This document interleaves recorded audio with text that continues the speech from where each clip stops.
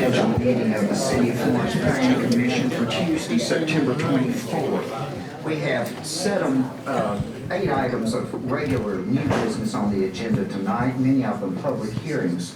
First, we have a request for rezoning from R1 to R2 for 3.79 acres located on Huntsville Road north of Tanner Estates. The applicant is AP3 LLC.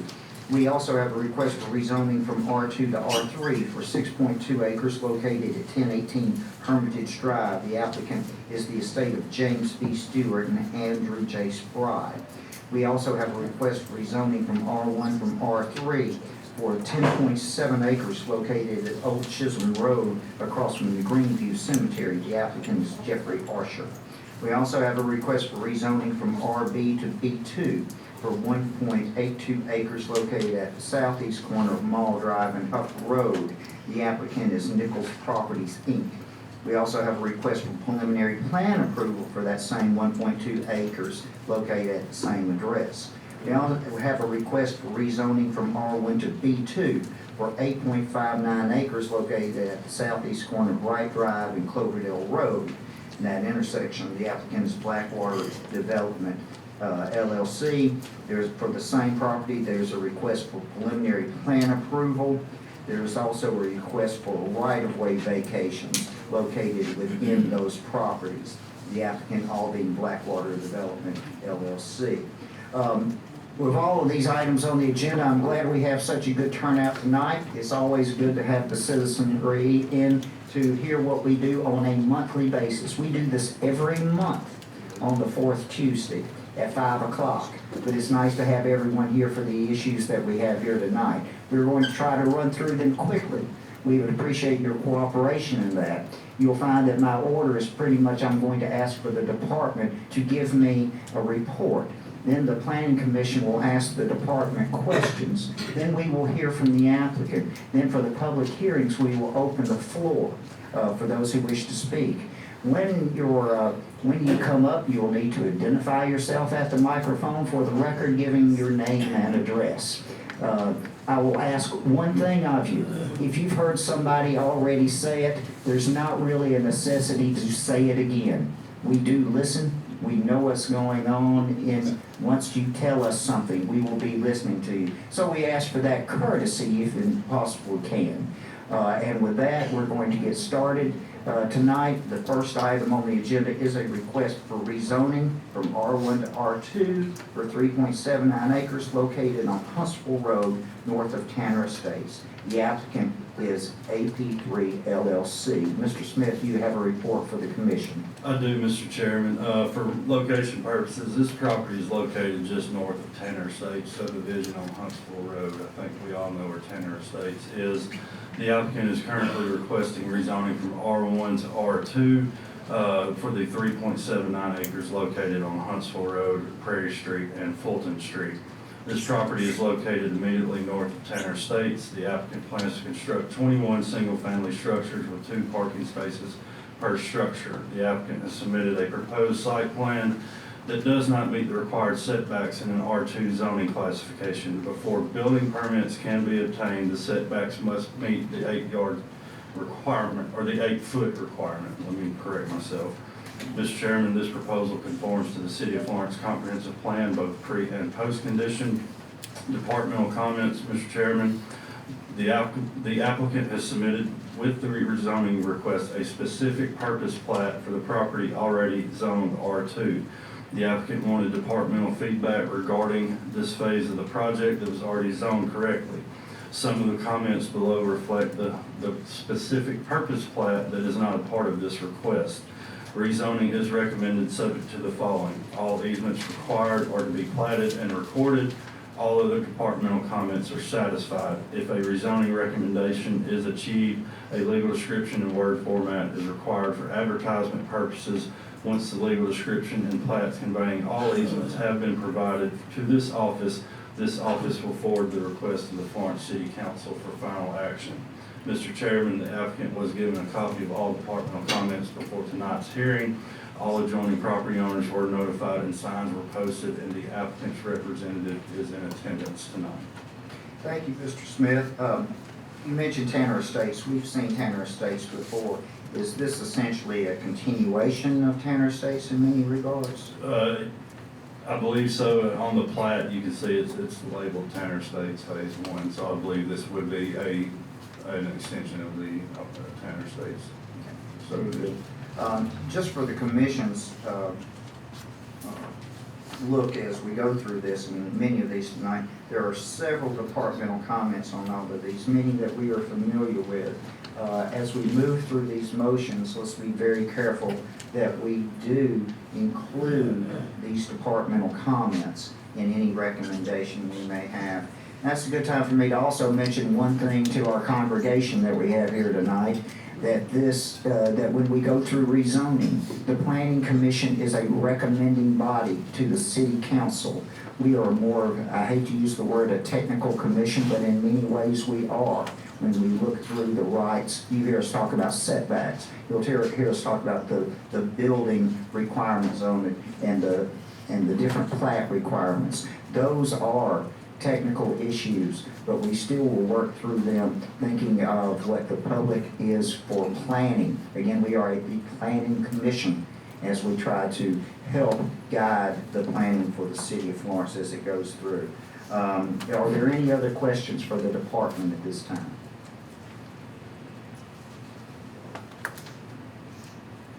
Is the applicant here and would like to address this application at this time? Yes, sir, please. As this again is a public hearing, we'll ask that you give your name and address. And again, ladies and gentlemen, this is state law, it's not a city rule. We have to know who it is. Of course, we've seen you here before, but if you would, please give your name and address. Hey, good afternoon. I'm Campbell Cook. I am the representative for this project. Address is 2923 North Jackson Highway, Sheffield, Alabama. And just wanted to say that we've addressed all these comments in our new plat. You know, as far as the major outstanding issues is the water line or easement on the west side of the property, and we've got that addressed. And here for any questions if y'all have anything. I know there was a mention of the 8-foot setbacks. Yes, sir. Yes, sir. We're aware of that, and we are addressing that as well. Okay, very good, very good. Are there any other questions for the applicant?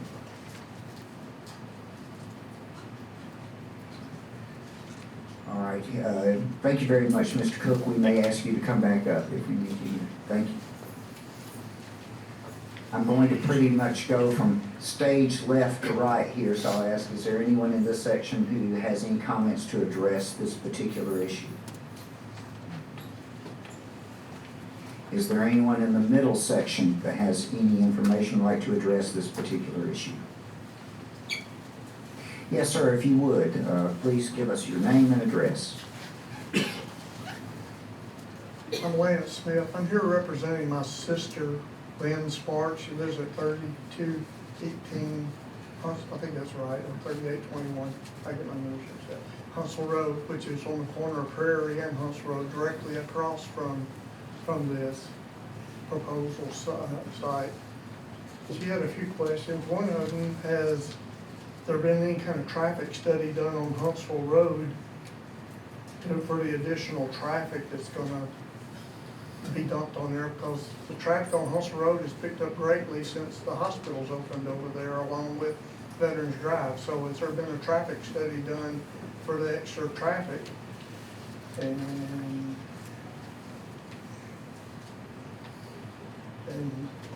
you know, asked about what type of houses will be the continuation of the type of housing that's already built on the east side or south side of it.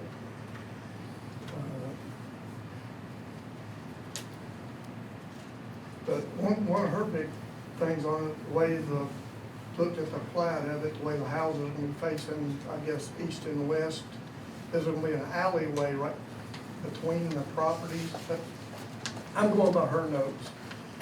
And, you know, there's going to be an alley, it's just going to come right out in the front of her house. And that's not going to come out, really, it's going to be kind of offset from Prairie, if I remember looking at what she got in the mail real quick. So, you know, how is that going to do with traffic flow and everything? And So that was our main concerns, and,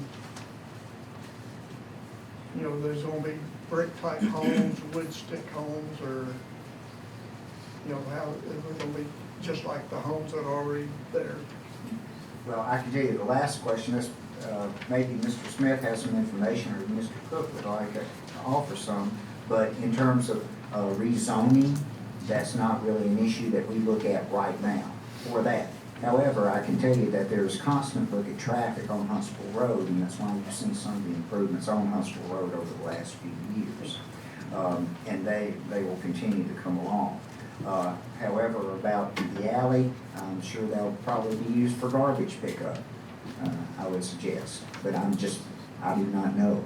And anybody in the department, Mr. Smith, do you have anything to add? Sure, I'm trying to remember what all the questions Mr. Smith asked. Regarding the traffic study, no, one was not submitted. However, this proposal was submitted to our city engineer, and he had no comment on it. And he vetted this proposal. As far as the alleyway, Mr. Chairman, if you'll look on the site plan that was provided, there are proposed driveways that are utilizing Fulton Street and Prairie Street. They will not be parking onto the alleyway there. They will not be utilizing the alley for parking. As far as what type of homes are being built, we do not regulate that in the city of Florence as far as stick or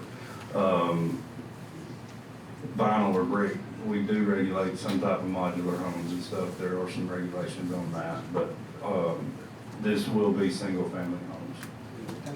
Okay, one other question you had, are these gonna be homes for sale to individual families, or are they gonna be built to be long-term rentals?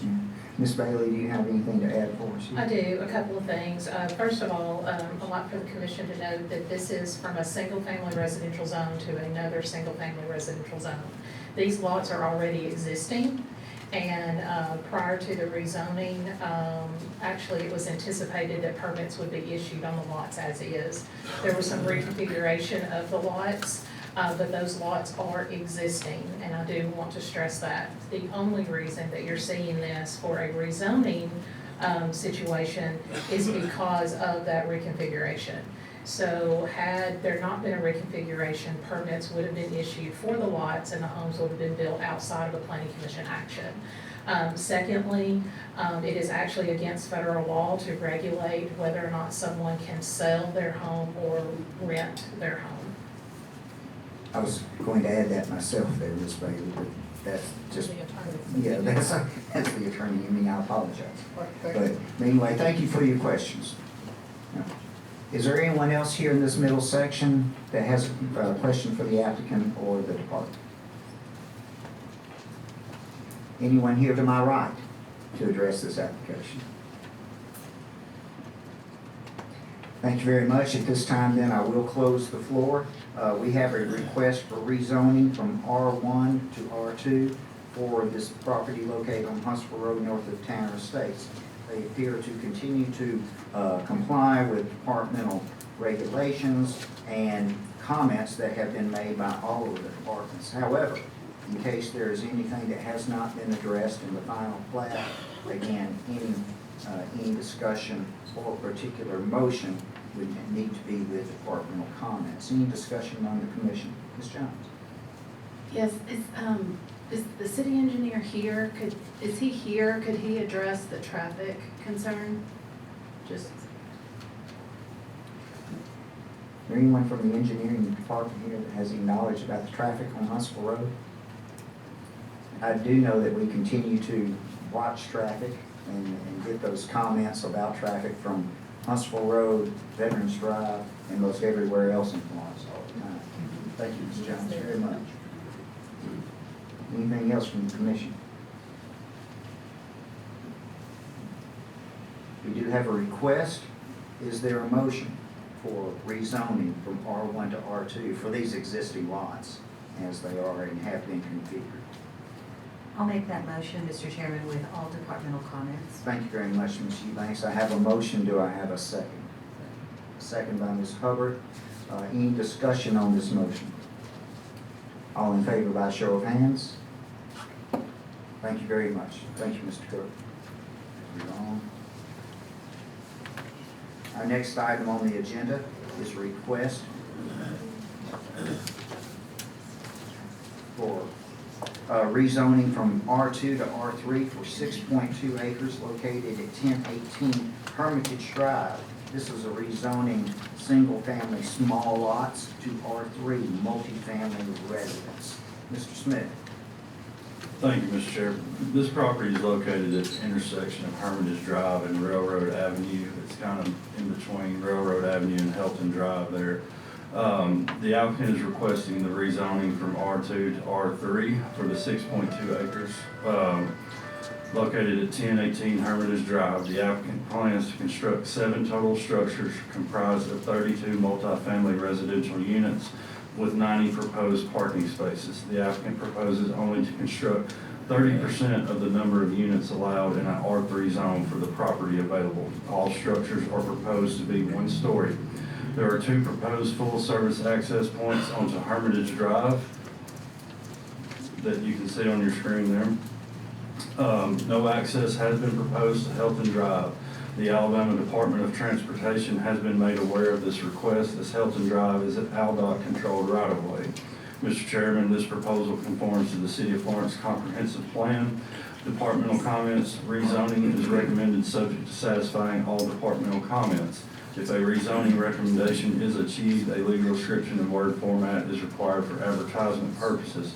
Once the legal description has been provided to this office will forward the request to the Florence City Council for final action.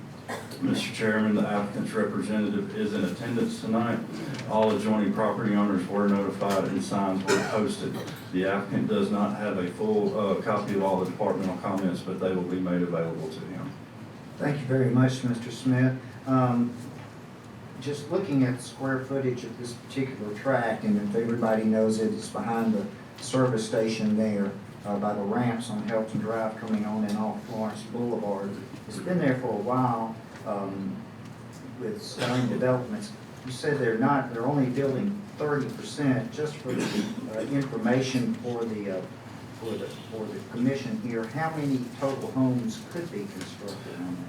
In the R2 zone, 37 single-family homes could be constructed on it. Within our zoning regulations, if this property were to be rezoned, 106 total apartments could be constructed on the site, and the applicant is proposing 32 at this time. Quite a reduction in what could be available there. That's very good. And I see also neither engineering nor building have any comments on this particular. No, Mr. Chairman. Thank you very much. So there are several departmental comments, water, gas, and fire in particular. I always appreciate those. Any questions for the department? Okay, is the applicant here wish to address this application? Jim, I'm the applicant's representative, and I really can't add much to what Ben has said, unless there are some technical questions about what I asked. Mr. Price, you haven't had a chance to look at the departmental comments yet at this I have time, not. have you? Okay, very good. But there is quite a bit fewer apartments being built than could be at this. That is right. Okay. Mr. Price, I've made a big mistake. I've let you stand up there and talk to me just because we hear from you a lot and we know who you are. Could you please give your name and address for the department, please? As I try to relieve the scowls I'm getting from the department for not bringing you up. I'm Don Price, and I work with Civil Group LLC, and our address is 919 East Avalon Avenue, Muscle Shoals, Alabama. Thank you very much, Mr. Price. I appreciate that. Any other questions for Mr. Price while he's up? Thank you, sir. We Thank will you. call back. Thank you.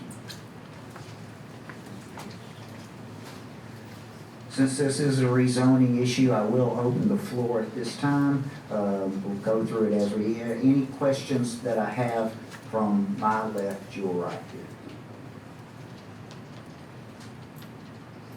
Any questions from our center section here that wish to address this application? Anyone from the right that wish to address this application? Thank you very much. We'll close the floor at this time. I don't see anybody else coming up and bring this issue to the commission. Again, we have an application for a recommendation of rezoning from R2 single-family lots to R3, rather than say single-family small lots. Let me make that distinction, please, to R3 multifamily residence. And it looks like this applicant is interested in using the terrain to its best and only allowing 32 multifamily residences on it. And all of the structures are proposed to be one story.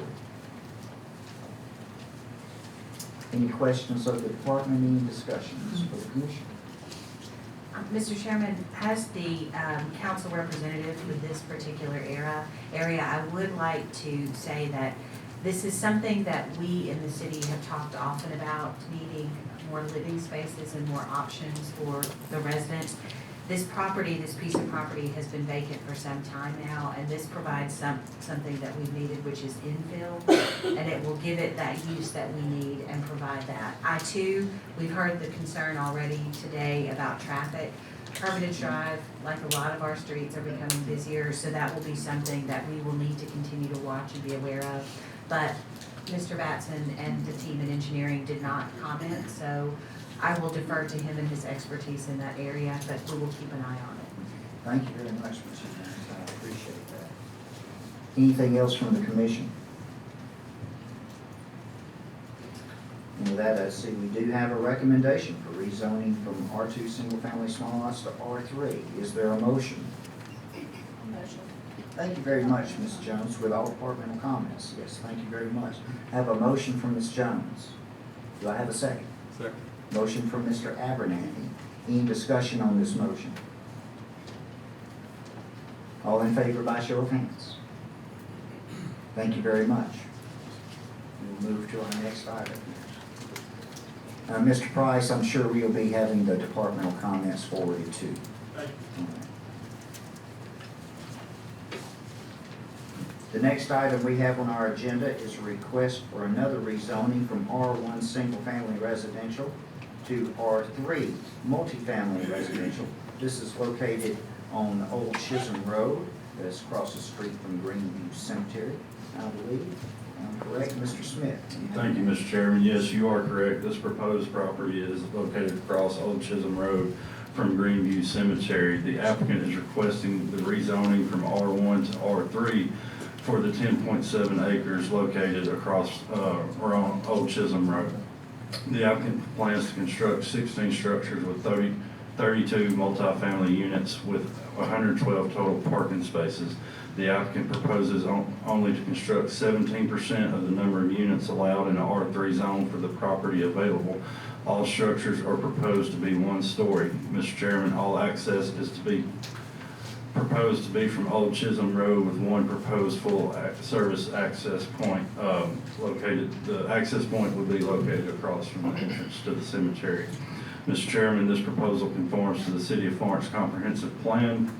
Departmental comments. Rezoning is recommended subject to the following. If a rezoning is achieved, the property is subject to the City of Florence zoning ordinance supplementary regulations.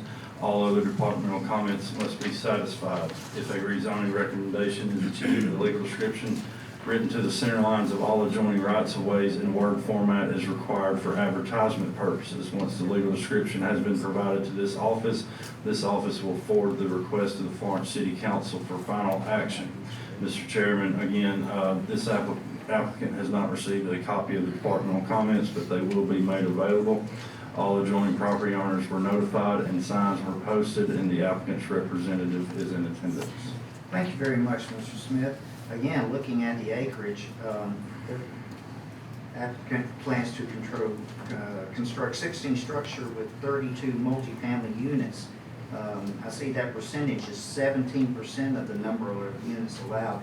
How many apartments could have been built there? For 10.7 acres, 185 apartments could be built there. And we're looking at 32. 32 for this request. And the current design appears to be somewhat duplex style Yes, that is what has been proposed, is 16 structures with 2 units per structure. And like I said, 112 total parking spaces. Okay, very good. Thank you very much. Again, as Eubanks started speaking of infill, we do have a living space issue in the city of Florence, and of course, the more infill, the better that we possibly can use either. Any questions, other questions for the department? I think I did not mention the applicant at this particular opening. The applicant is Jeffrey Archer. Is Mr. Archer his representative here to address this application? Stanfield, I'm here to represent the applicant. Okay, then I'll ask you to come forward. Yeah, we're gonna do it by the books here for you, Mr. Price. Like we always do. I'm sorry. Yes, sir, that's fine. I'm Don Price. I still work for Civil Group as far as I don't depend on the outcome of this. But, and we're still located at 919 East Avalon Avenue in Muscle Shoals.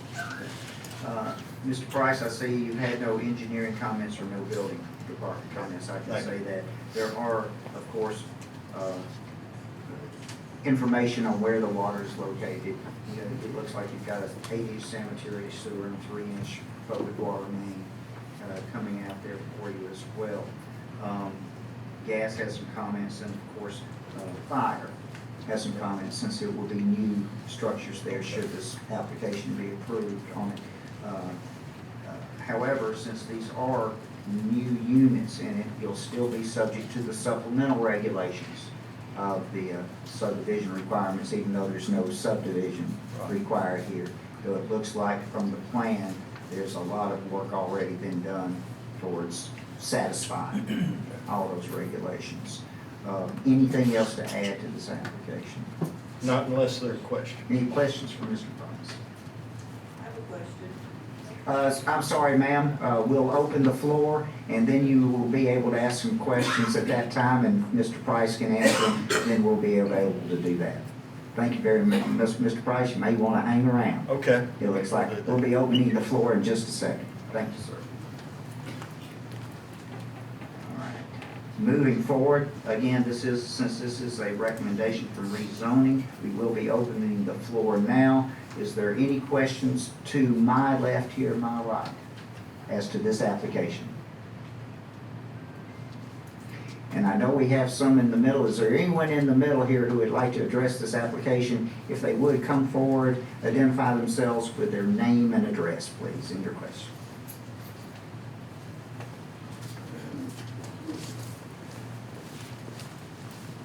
My name is Stephanie Smith, and I live at 102 Deer Trail, Florence. Old Chisholm Road has a pretty, on Old Chisholm Road, we got a lot of through traffic that goes through to Forest Hill School. You know, at the beginning, at the end of the day at Forest Hill School, it backs all the way up over Chisholm Road and all the way up to the other side on the church.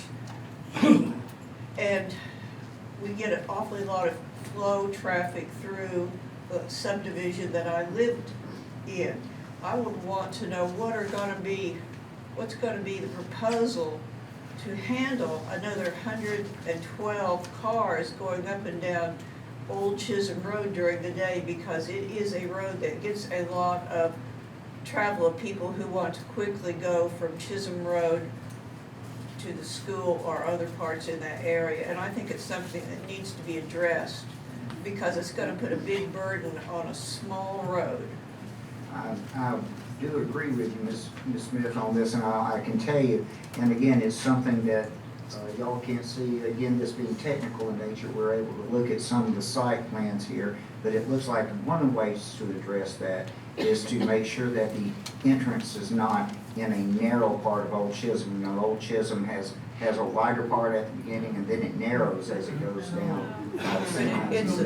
It's a narrow Yeah, road. I'm sorry, we're not gonna have any yelling or comments out through this hearing. Sorry. Thank you, Ms. Smith, very much. And yes, Mr. Smith, we talked about the the cars earlier in there. Any discussion on the cars or traffic of this, though it continues to be looked at.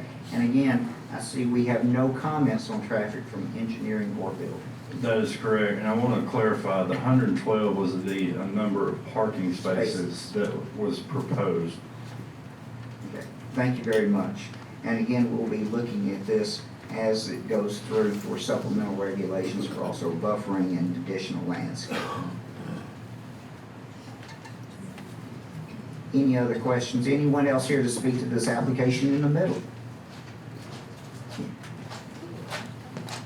Yes, sir. Hey, greetings and salutations. I'm Tony Latham, 340 West Lakeside Drive, Florence, Alabama. I'm just going to graciously ask that the City of Florence and the Planning Commission make an investment into technology, and let's purchase an additional monitor so that the things you see, the audience can see as well.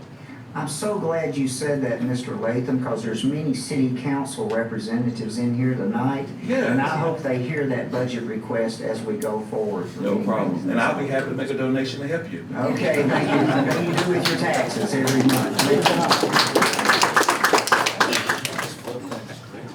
Is there anyone else here in this middle section to speak to this application? Anyone else here to my right here to speak to this application? Yes, ma'am, if you'd come to the podium, identify yourself with your name and your address, please. Hello, Yes. I'm Martha McCain. I live at 117 Deer Trail, which on your map, I am the last house on the bottom where it touches. So we have a lot of concerns. We have a lot of people here that would like to discuss this.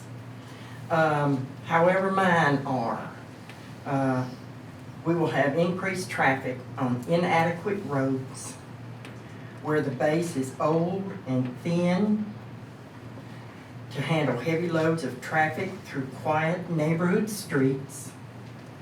No shoulders make walking dangerous for school children and elderly residents on Old Chisholm Road. We don't have any sidewalks in Deer Trail. My concern on that is that children coming from this complex that have to walk to school have no safe way to do that.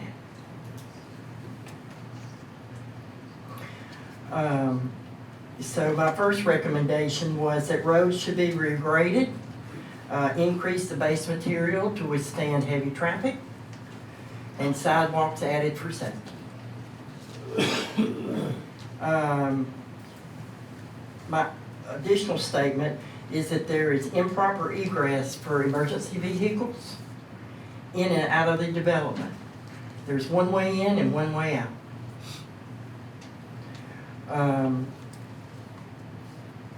This is limited information that we have on this plan, so I would like for the board to continue this hearing to discuss some of these details and not tie up the whole crowd. Number two, public safety and continuity of privacy of the current residents should be the first consideration. At least 2 homes in the Chisholm Hill subdivision have private swimming pools. One of these pools are at my house, which will fall at the very back of the development and out of sight line of parents. Potential for children to slip in at night is too tempting for children who have inadequate supervision. Developers should be required to construct an 8 to 12 foot masonry fence along the perimeter of any property that joins a private residence. And my final quote statement is that this will exacerbate already challenging water runoff issues. Another speaker has a video of massive flooding during a recent rainfall. So water abatement must be handled. And on little bitty Old Chisholm Road, I'm struggling to see exactly how that's going to be. What is their stormwater plan? I don't see that on this. Where will the water be routed?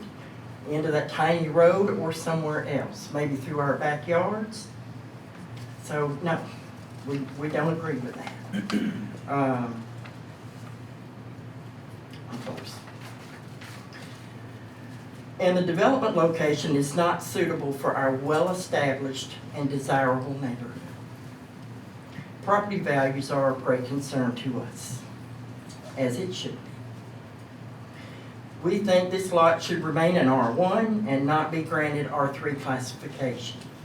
R1 is the most appropriate use of this parcel, not R3 multifamily, and we oppose. We wouldn't have an issue if they wanted to build houses back there. Our concern is multifamily and a lot of people in a very small area. In summary, we don't agree with the proposal and request you deny the application.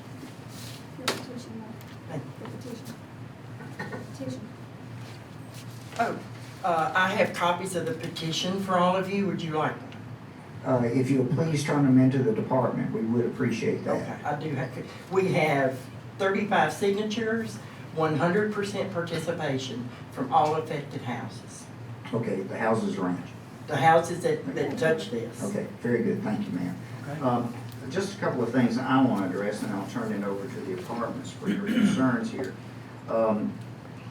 Given the acreage of this property, you said it should be more single-family residential. They're proposing 16 structures. For this kind of acreage, you could put 46 homes there.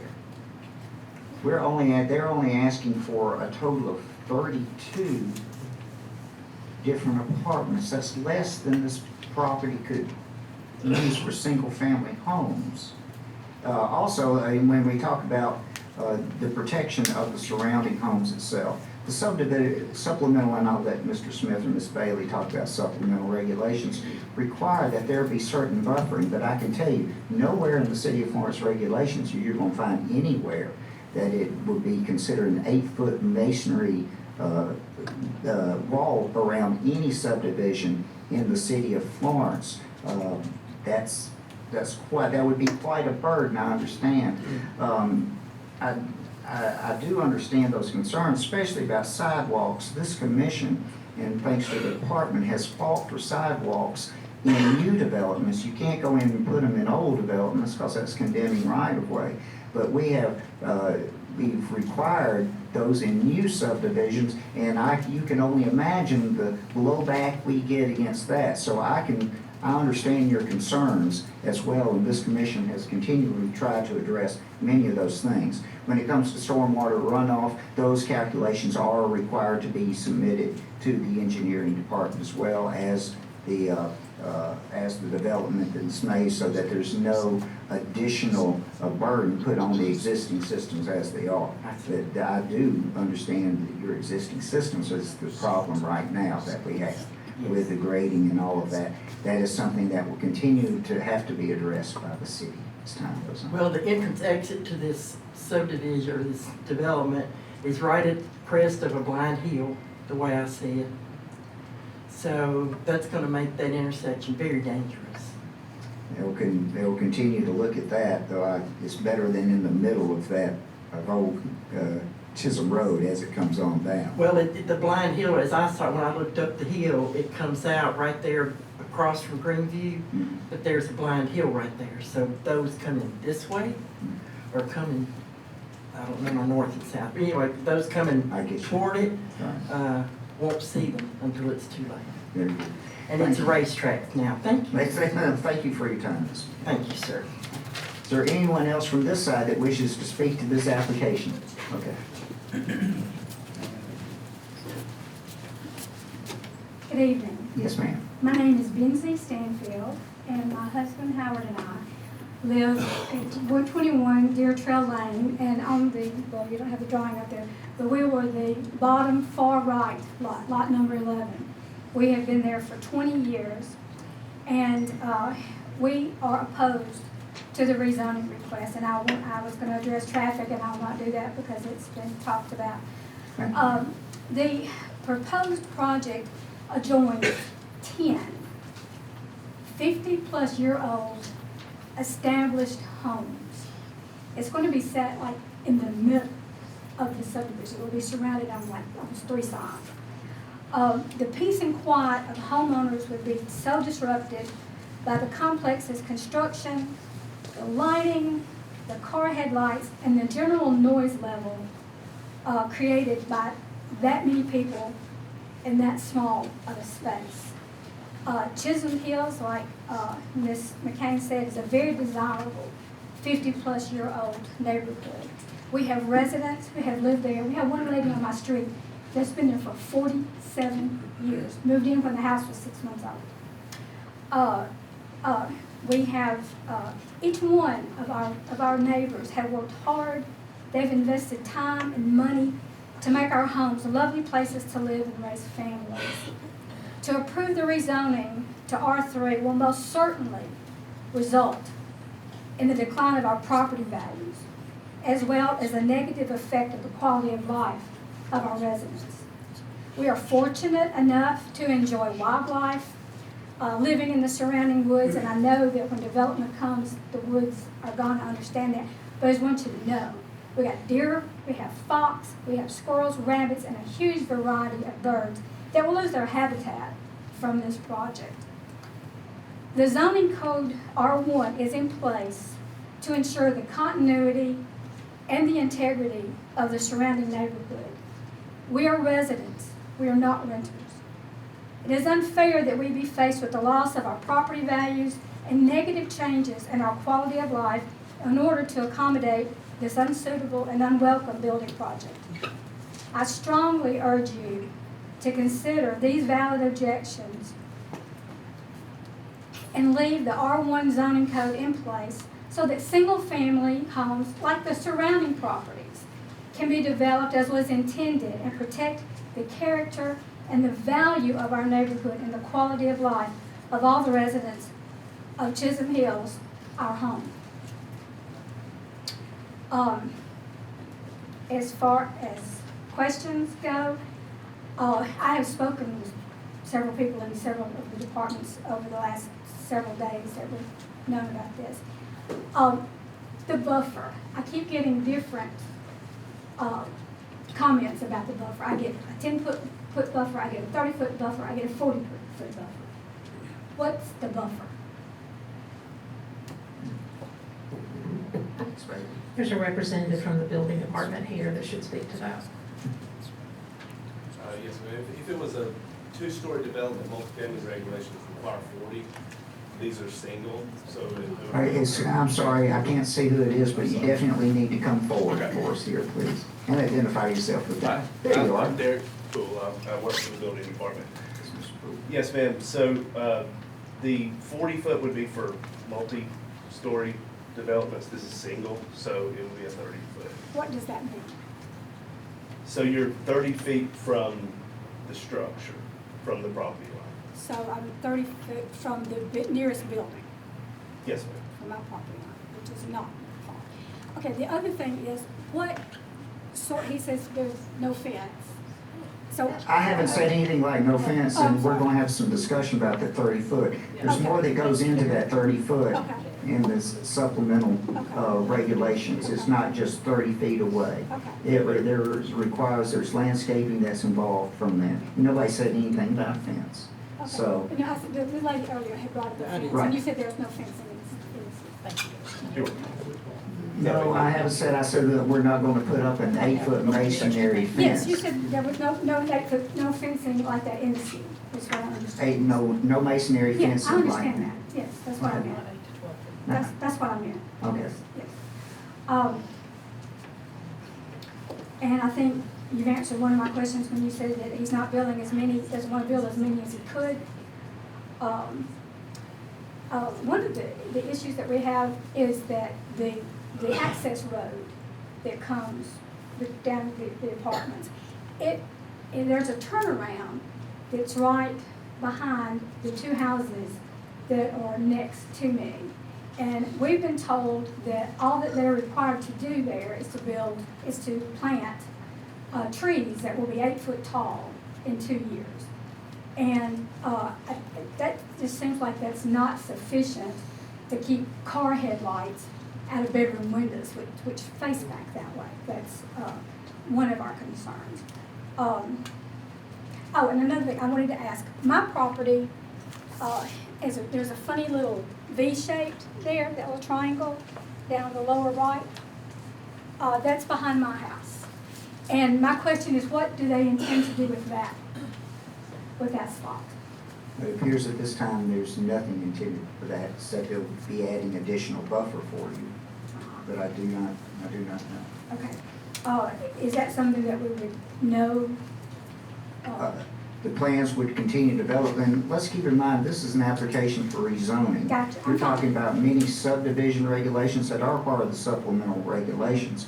And also that we would either recommend or not recommend this to the city council as to whether or not it's appropriate.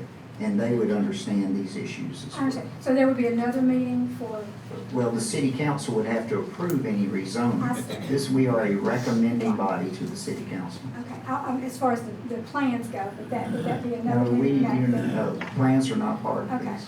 all right. Okay, well, I guess that's it then. Thank you very much. I have one question for you though, Ms. Certainly. Stanfield. How do you spell your last name? I'm a F-I-E-L-D. Okay, very good. I just had to ask. Yes. Thank you very much. Yes. I appreciate it. Thank you. Jim, can I ask a question? Yes, ma'am. So the way it is right now, they could build 48 houses and rent every 46 single, homes. 46 homes and rent every single one of them. Yes, ma'am. But they're, I mean, is that As well as 185 apartments. over 185 apartments? If we don't do anything. And they're proposing 32, 36. 32 single family. 16 16 structures. structures. Duplex structure, single story. Thank you, ma'am.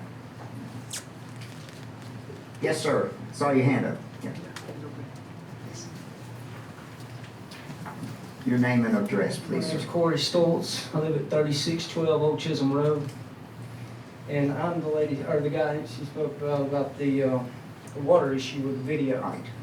I didn't know if y'all were gonna see it or not. It's a pretty bad deal. What goes on right behind my house is two hills that go just like this. Actually, I don't think we need it. I think the engineering and building department probably Okay. need it. Engineering Because it's a especially. flooding issue, big time, already, and now I built a little ditch to try to stop it, but it's still doing, I mean, it could go over the road easy, and sometimes it does, even when just 2 days ago, when we had that big storm, Right. it was a dang, looked like a creek bed coming down through there, and then it flipped over and went over into my yard. If they do anything to that land, I mean, anything, it's coming on me. Mm. And I just added on 1,200 square feet to my house. And so I'm closer to that property line. So if that comes on me, that's gonna get my house, it's gonna get my yard, it's gonna get everything I've worked for. So I'm totally against it.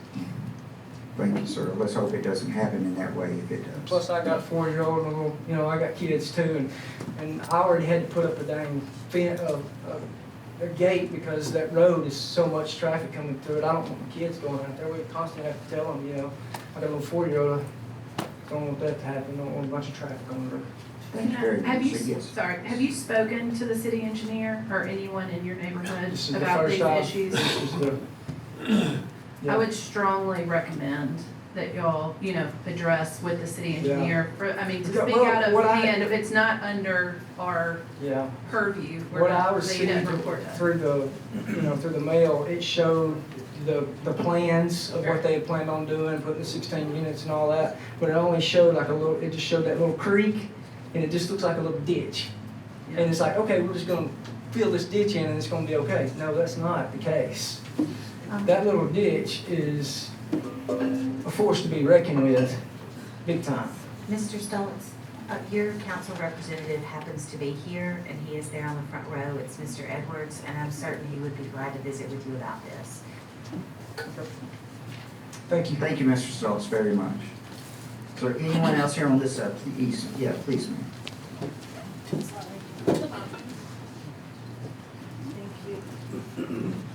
Oops, step right out of my shoe.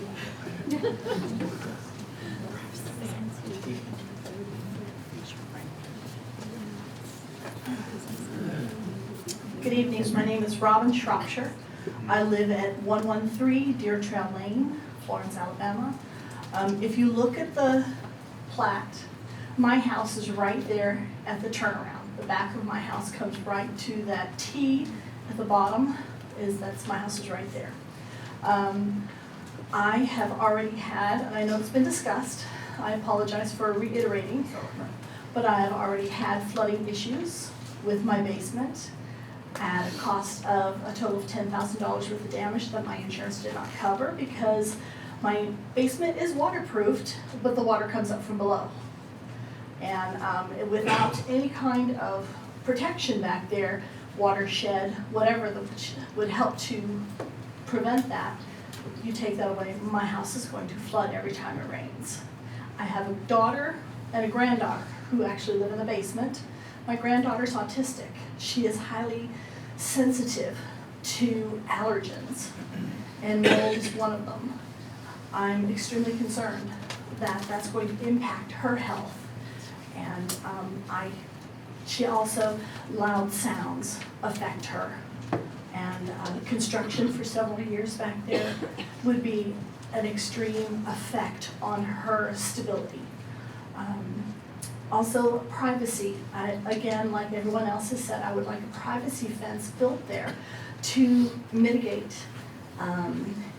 possible people jumping our fence, coming into our yards, light traffic. And again, I see that there's some areas where perhaps the access to this facility, if it's built, can come off of Chisholm Road, not Old Chisholm Road.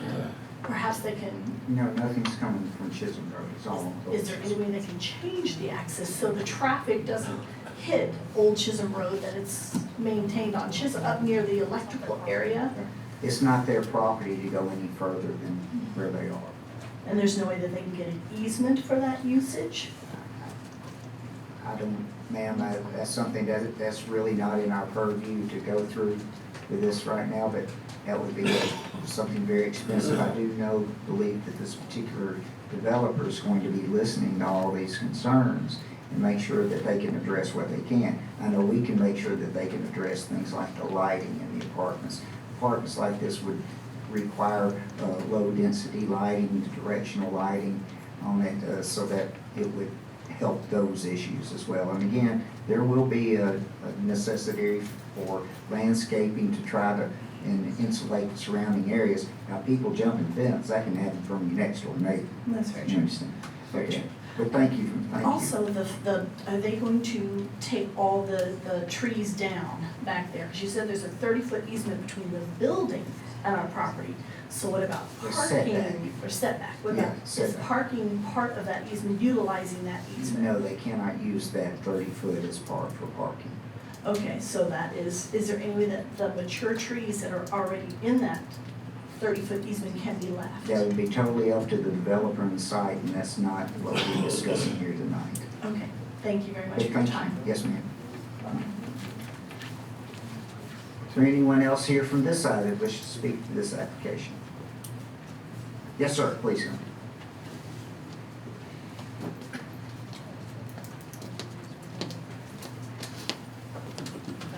Good evening, my name is Ronnie Hendricks. I live at 3610 Old Chisholm Road. My home is the southernmost property facing Chisholm Road. So my concern, number one, and with all due respect, the statement was made earlier that this development is across the street from the property that's owned by Greenview. Actually, that's not entirely accurate. There are a number of homeowners, myself being one, that live on Chisholm Road. This development is not actually on Chisholm Road. There are homeowners, there are families who live on Chisholm Road, on Old Chisholm Road. And so this development actually is not on Old Chisholm Road. The access to it is off of Old Chisholm Road. And so that probably is not germane particularly, but I just wanted to clarify that. We are very concerned, as the lady said just a moment ago, we're very concerned at the loss of woodland area. And I don't know that that's a concern for this, for you guys or not, but, you know, I've seen multiple developments like the one that's being proposed, the single, the dual family duplex, carports on either side. There are a number of those, as you well know. There are a number of those that have been built in the last few years in the Florence area. And if you look at those properties, there's not a tree left. It's more expensive to build around trees. I mean, you guys know that. You know, it's easier just to cut them down. And the drawing that we received from the city showed multiple evergreens that in between at the edge of the property. So basically, where we now have beautiful mature oak trees and pine trees and other types of indigenous trees, we feel very strongly, or we're very concerned that all of those will be gone and replaced with 4-foot evergreen shrubs that probably will provide some privacy or some division between the properties when I'm dead. So we are concerned. I say that a little tongue in cheek, but you understand. I mean, I doubt that they're planning to plant 20-foot privacy trees, and so that also is concerned. The other thing that I'd like to, and again respectfully, the comment was made earlier that the entrance and the exit, there is only one, and that's a lot of properties, a lot of cars for one entrance and exit. And the comment was also made that entrance is on a blind hill, on a blind curve, coming from Old Chisholm Road, coming there at the cemetery, coming around that corner. That is a blind corner, and I think that absolutely needs to be a part of this decision. The other thing is and respectfully, I question the issue about the narrow part and the wide part, because Old Chisholm Road is basically a narrow 2-lane road with a ditch on one side and a ditch on the other. And we have numerous older people who live either on Old Chisholm Road or live in that part of the subdivision who walk, who that is their place to walk. I see people walking in front of my home all the time. And I am very concerned about that, because we do have a lot of traffic, as has already been, I don't want to reiterate, I don't want to go over that again, but there's a great deal of, my property fortunately is really high. He's right next door to me, he's really low, but we're really high, and so we kind of look down on what's going on the street. And the traffic now is significant on a very narrow road. And so we are very concerned that the amount of traffic, coupled with the blind curve, coupled with just the ditches on both sides, the pedestrian, children, there's just a lot to be considered, and we appreciate your consideration about that. Thank you very much, Mr. Kendall. Is there anyone else here on this side that wishes to speak to this application? Yes, ma'am, please.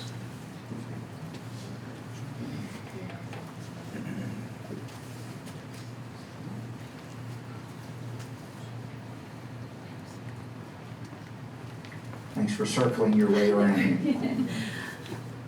My name is Rhiannon Clark, and I live at 3660 Old Chisholm Road with my husband Ernie Wan. And do y'all have that pulled up? Oh yeah, I'm the very first house on Old Chisholm Road next to where the proposed entrance will be. Now, we appreciate the opportunity to come up and take part in decisions regarding our home and neighborhood, so thanks for that. And as you can see, my neighbors and I are very passionate about our neighborhood. So I don't want to spend a whole lot of time covering all of our concerns, as they've covered most of them for me. And the petition that Ms. Stanfield has, and we'll share with you, will cover a lot of those. But I did want to reiterate a little bit about the traffic concerns. I know they've talked about the blind hill, and y'all have addressed the wider part of the road being where the entrance will be. And so you would assume that people would enter the neighborhood on the north side of Old Chisholm Road, off of Chisholm Road. However, that is a really sharp turn coming into the neighborhood, and it causes traffic to back up down Chisholm Road. And there are some serious traffic problems there if the traffic increases coming into that neighborhood. And so people will choose to enter on the southern part, the southern intersection of Old Chisholm and Chisholm Roads, and that will increase the traffic right there next to the school, and will increase congestion all along Chisholm Road as well as Old Chisholm Road. I did have a lot more to say, but they covered it all, so I'm not going to spend too much time. I did want to say that, you know, it said that growth should make a community better and not just bigger. And, you know, as you can see, my neighbors and I, we feel that this doesn't make our community better. So that's it. Thank you for your time. Thank you very much, Ms. Clark. Thank you. Is there anyone else here to speak to this application? Thank you, sir.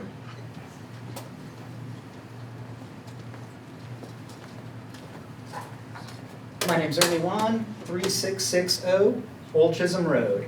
I'm Miss Clark's husband. It's hard to look at it. What does it benefit? How does it benefit our community? It doesn't benefit the neighbors who have already been there, established community, paying taxes, voting. We worked hard to buy those houses and get our little slice of the American dream, and not have a apartment complex shoehorned behind us. The traffic is going to be a nightmare. The one business in the neighborhood is across the street, Greenview Memorial Cemetery. It's not like it's going to be a boon for their business to have construction for 2 years and an apartment complex right across from where they're trying to sell plots and put families at ease. It seems a bit disrespectful. There will be bleed over. People will use it as a park to let their kids ride bikes around or walk their dogs. My opinion. Seen it. It's not benefiting anybody other than the developer. The school will hurt with traffic. It's going to make it harder for people to drop their kids off and pick their kids up. The erosion and runoff is a real, I know it's been addressed, but that's going to be a boon, which I feel that the developers will then lean on the city to try and mitigate rain runoff. That there will be demands made on the city to meet them halfway on logistics in a geographical location that's already stretched thin when it comes to utilities. It doesn't benefit anybody other than the person that stands to make a little cash off of it. Here you go. That's it. Thank you, Mr. Mon. I'm sorry, but I can't help but to address a couple of things in this. This is not an apartment complex as it's commonly known. These are duplex buildings that are 17% of what could be owned there. Also, when it comes to benefiting the town, we have a dire necessity for additional housing in this town. And those residents that come in there they may not be homeowners, but they can be just good people, and they're not going to be, you can't predict that people are going to jump fences. I never said anything about jumping You can't fences. predict that people are going to be using, that all of these people are going to be using the cemetery as a park, and that it's going to hurt the school and the erosion that they're then going to be leaning on the city. From everything I've heard from these residents, they need to be leaning on the city anyway for those improvements. So in all of the issues that we address, this picture can be addressed excitably or it can be addressed reasonably. Infill is the best way to accomplish most things in this city, especially with developers who are willing to do the type of development that benefit the surrounding area as well, especially in this sort of thing. I understand your concerns and I've heard them, but there are some things that I just can't let go without addressing in terms of benefiting no one. Understood. Besides the developer. I've let you talk. Then why not? Keep in mind, this is our meeting and we're letting you talk. And there's a little difference there as well. Is it my turn? I will give you that turn, yes. Thank you. Then why not rezone to R1 and let them do single, if we need housing for citizens? It's already zoned R1 and right now they could put 46 homes in it and we're talking about 16 structures and instead of 185 apartments, only 32 single-family residents in there. So this, I'm not saying as it is, and we haven't even voted on this, but this is a better scenario than what you're suggesting. And that is something that you've got to look forward to. Not forward to in pleasure, but forward to as to what development should look like. Thank you for pointing that out to me. Thank you, sir. Is there anyone else here to speak to this application, please? And at this point, we've been into this particular public hearing for quite a while now. So if you have something new to add, please give us something new. Not putting this on you, ma'am. I apologize. No, you're fine. I'm Amy Stoltz. I live at 3612 Autism Road. And I know it has been said about the traffic, but I was involved in an accident there with my child in the car from leaving the school there. So when you leave the school and you go right out of the school, you go up and it was backed up, so I was stopped. And so you can't see when you come up, and this guy just rammed me due to lack of, the visibility. And so that is, I guess it's more dear to my heart because I was involved in an accident with my child. Just because it just backs way back. And so that's all I had to say, but I just felt like I just kept sitting there. I was like, I think I need to say that. Well, thank you. And you hope that when the developer presents their final plan and plats for this, that the engineering department is going to take a hard look at that. Yeah, thank you so much. Thank you, ma'am. Is there anyone else here to speak? Okay, sir, is there something new? I know, I just have a follow-up question. No. Is that possible? I've got to stop this somewhere, and I'm sorry, sir. I apologize. All right, is there anyone else here that hasn't spoken that'd like to speak to this application?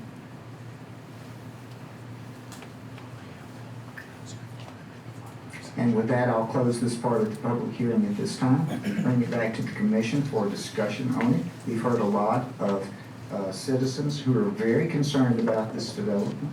They brought some very good issues, many of which has nothing to do with the development or the developer, but have to be considered by the city as we move forward into it.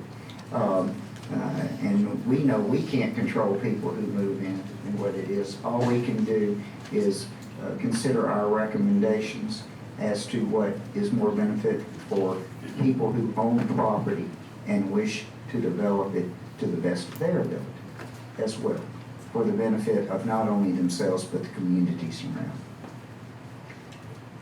So hopefully that's just going to be one of the last speeches I give tonight, but I doubt it. Ms. Jones? And I think to your point about the 46, just hearing all the, if it's built the way it is now, we're looking at 46 homes. And, just to the point of the traffic and all that, I do think there are major issues, it sounds like, that need to be addressed. But that is not something that we necessarily can pick and choose. Melissa, you might be able to speak better to what, like, our realm of, our purview is, so to speak, this is really kind of, it sounds like out of our purview, a lot of it. So as far as the development itself, at the time that when the developer is ready to submit for permitting, and that could be a demolition permit, it could be a building permit, but that is done, as you all know, and for the benefit of the audience, outside of the Planning Commission's purview. There's not a Planning Commission in the state of Alabama that has permitting power. In addition to that, when they apply for those permits, they are required to submit stormwater detention calculations as well as how they will handle stormwater detention for the development itself. The owner and the developer is responsible for the runoff of which they would create. In other words, when they do those calculations, it has to be done by a certified engineer. When those calculations are done, they will take into account the amount of water that is coming off that surface pre-development and what its calculations are at post-development. So whether or not this development moves forward does not help nor exacerbate the current conditions that may be taking place off-site. So you are right in that the city engineer will have to address those. And, we have many council members that are in attendance tonight, as well as some of them being members of the Public Works Committee, and they understand that. But as far as the Planning Commission, consideration of off-site issues that are not part of the development and not being exacerbated by the development because we have regulations in place to address those, you could not render a decision based on that, well, they have existing issues, and if they build, then it's gonna make those issues worse. We have stormwater regulations in place that have to be met before those permits can be issued. As far as the development itself, I think it's a timely reminder that every developmental process has to start somewhere, and that somewhere is often at the Planning Commission level. So I think that's probably a timely reminder as well. In terms of this particular case, it is a rezoning. This is not a subdivision of property. So in the state of Alabama, a rezoning is based on a recommendation based on the application that is submitted and its congruence with the city's comprehensive plan, as well as assuring that the zoning regulations are being met. That is the case that you have before you tonight. It is not a subdivision of property, so we are not looking at even this particular site plan. That is something that will have to be developed further as they work through the process. In a rezoning, that this is a quasi-judicial proceeding, it is a recommendation that will then move forward to the city council should it receive a positive recommendation. There are some small stipulations that could be added. We're not recommending any of those at this time, but if there are additional questions from the commission with regards to some of those additional stipulations that could be added, then we would be glad to take a look at those as they come forward, but we're not recommending any at this time. And as I see in your comprehensive plan notes, it does conform to the comprehensive plan, both pre and post condition. It does. Thank you very much. Well said, Ms. Bailey. Mr. Chairman? Yes, ma'am. Having listened to the residents and heard the voicing of their concerns, but also getting Ms. Bailey's counsel, could we have the condition added about a storm drainage plan and a traffic study, simply to have the information as it is, if it were to pass, as it goes on for its recommending body? A storm drainage plan from the developer? Is that what you're asking for? Because the city is not in it at this Correct. point. Yes, sir. As a condition. And there has never been a traffic study on Old Chisholm Road in a while, and I'm sure the engineering itself. And that's what bothers me about the lack of comments from the engineering department at this time on it. You would think we would have heard that first from them. Ms. Bailey, do you have a position on this, or or feeling about that? About the, let me say about the traffic study. Loud and clear. Okay. Loud and clear. So in terms of the traffic study, what would, with 32 units, That's my problem, the 32 units that. because what a traffic study will look like, or what it will look at, is trips per day. So it's unreasonable to suggest or even assume that 112 cars are going to all exit a development and re-enter the development at the same time of day, every single day, perpetually. What a traffic study will do, and a traffic engineer would have to perform the study, and it would be, at a significant cost, is they're gonna look at those trips per day. And that is people that are leaving to go to work, people that are leaving home to go to the grocery store, much like all of us do, whether you live in a house or an apartment. With 32 units, it will be negligible. Now, what expertise do I have to make that claim? I did, for a while, a stint as a transportation planner and as head of the Metropolitan Planning Organization, which is over the transportation planning for the area. And we have also done, as well as reviewed, countless traffic studies in my 27 years. So I do know that it will be a negligible amount. I would not recommend a traffic study for this particular development. Now, as far as stormwater detention is concerned, the developer will have to provide a stormwater detention plan as well as calculations at the time of permitting. The Planning Commission could request that study go ahead and be performed. However, it should be as part of a recommendation, and then hold the legal description being sent to the council until that is received. However, the Planning Commission it would not be within their purview to act on stormwater calculations or a stormwater plan. So that's why I would not recommend that it would be a tabled situation or some other type of stipulation in terms of approval with a stormwater plan. And this is what I keep going back to, the 46 homes. So is it fair, because it sounds like they have existing issues that are that are on the city, and we're now gonna push it off on another citizen to pay, a developer to pay for it, where that developer might just build 46 homes and not even have to pay for any kind of study. That's true, because single-family residential. And then they still have problems. Yeah, Worse problems. that is true. And yes, Mr. Pryor. Let me make a quick comment, and this is just my personal comment, my personal opinion. I'm not a anti-apartment project person, but I'm opposed to apartments in this particular location. If this proposed development fronted Old Chisholm Road or it fronted Chisholm Highway, I would be okay with it.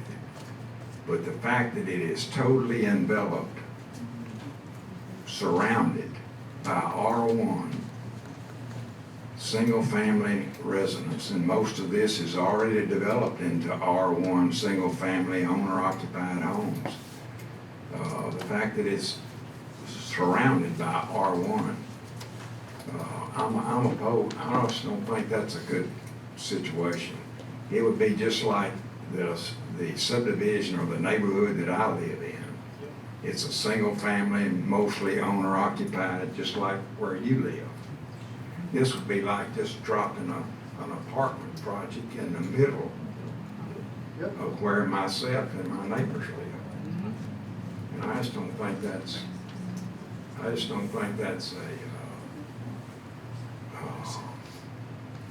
if I lived there, I wouldn't want it back there behind my house. And, I just don't think it's a good idea, or a good location for an apartment. For an apartment. Of course, we're talking about rental properties, but I don't consider these apartments when I look at them as a form of duplex. One-story structures that are separated from each other. And that seems like a better fit to me than an apartment complex. So that's an Yeah. apartment, whatever you want to call it, it's an apartment. Yeah. So rental structure in the houses, of course, in the R1 neighborhoods are being rented as well. I'm not sure, I don't know where you live now. Yes. I'll find my way on I to don't that. think you would want an apartment rental project. I might say again that that's not what we're here for, actually. We're here to see if rezoning from R1 to R3 actually works for this property, just like you're talking about. But also whether or not this developer has put together a plan at this point that not only qualifies, but, exemplifies what this can be in its better form. Is what my opinion is that we're here for when it comes to subdivisions versus rezoning in those classifications. Like I said, if it fronted either of those public right of ways, just a road or old system, I'd be fine. Wouldn't have a problem. I'm going to suggest that the same opposition would be there, but again, I don't think that's really what we need to focus on in terms of that. We've got 1, 2, 3, 4, 5, 6 houses in front of it. I don't think if you took those 6 houses out, it would change the thoughts or the decision that needs to be made here. Have all those properties to the south. That's right, and they would be there to the south anyway. It's just my The strip, point on it. but that is R2, right? And those are small lots, right? So R2 would be small lots, single family small lot.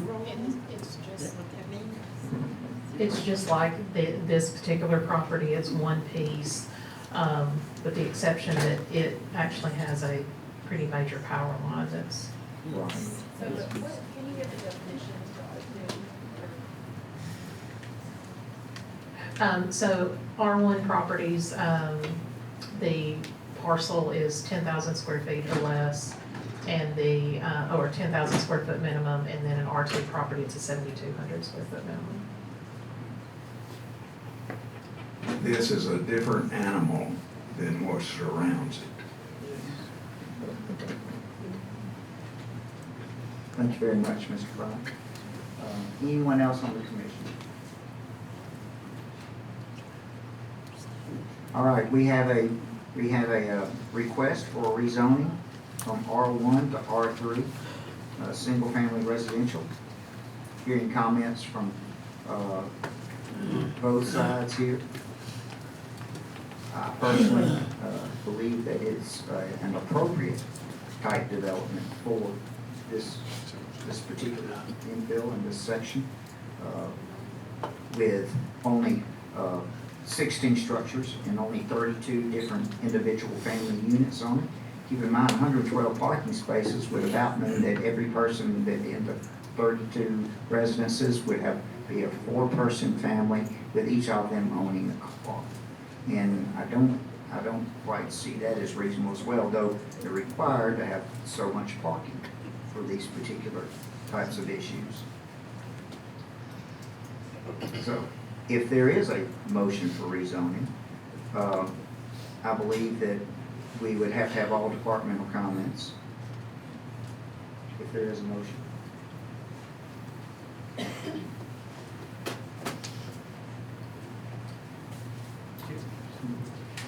In order to move things along, though I plan to vote against it, I move we recommend with all departmental comments. Thank you, Mr. Fike. I can always count on you to help us move along forward at the same time. I have a motion. Do I have a second?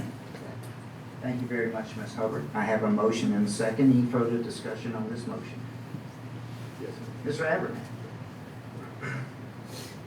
I respect everybody's opinion up here because some of y'all have been on this board, so just know it so well. The concern I have is I have no issue with the duplexes going in there. However, we're not voting on duplexes going in there. We're voting on multifamily. How can we ensure that this is going to go into 16 apartments and not something else, something later? Now, I know that's a loaded question, and is there? That's the only thing allowed in all three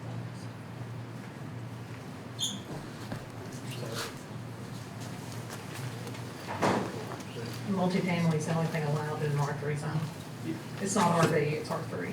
I'm sorry, Arthur, but my concern is, could they take the duplexes out, then put a two-story structure and go from one end to the other with them? You do not have,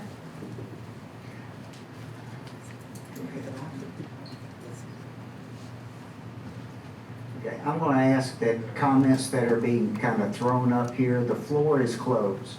I'm going to ask out of respect for this body and those who are speaking that please hold your comments. This is not a political forum. Thank you. we provide a site plan because we ask the developer to do so. However, they are not required to do that. Should they decide later that they want to rearrange or look at that site plan from a different element in terms of whether it's multi-story or not, that is something that they would have to do at the permitting stage, and is something that they would have to get approval from the building department to do. It would increase, if they do that, they're going to increase the amount of buffering, of course, as well as, and there are also limitations on terms of numbers. It might also trigger additional studies that they wouldn't have to do with the number that they're putting in now. But it could trigger additional studies that they would have to perform, and those would have to be submitted to the city engineer and the building official prior to that permit being issued. You do not have site plan control. No planning commission does. You know, this happened about a year and a half ago, and bless you. And it was right behind a established subdivision, and the plan was for a two-story, and it was kicked around, and then they ended up putting a single level in, moved them back a little bit farther away from the fence line, and we had more control over the buffering zone for that. And I think we did a conditional overlay. I think just we wanted more of a comfortable for a feeling, I guess, for the existing neighborhood. Pardon my lack of positive speaking. I mean, intelligent speaking here, but I think you get my point on that. How can we reassure something like that in this app? Is there even a way possible to ensure something like that that we could, I won't say the word enforce, but control, I guess, a little bit? The planning commission does have the authority to recommend a conditional overlay with very specific parameters within that overlay. It could be that you would not do so in terms of use because you only have one use. You could increase perhaps the buffer. However, it would need to be such that it's not an imposition to the property itself, so you don't want to create a hardship there. And, you know, from this developer's perspective, you know, they may be willing to do an additional buffer. They may want to buffer just as much as they want to be buffered from. So, you know, that would really be the only condition if you went with an overlay is an increase in the buffer, because you're not going to a zone that has multiple uses attached to it.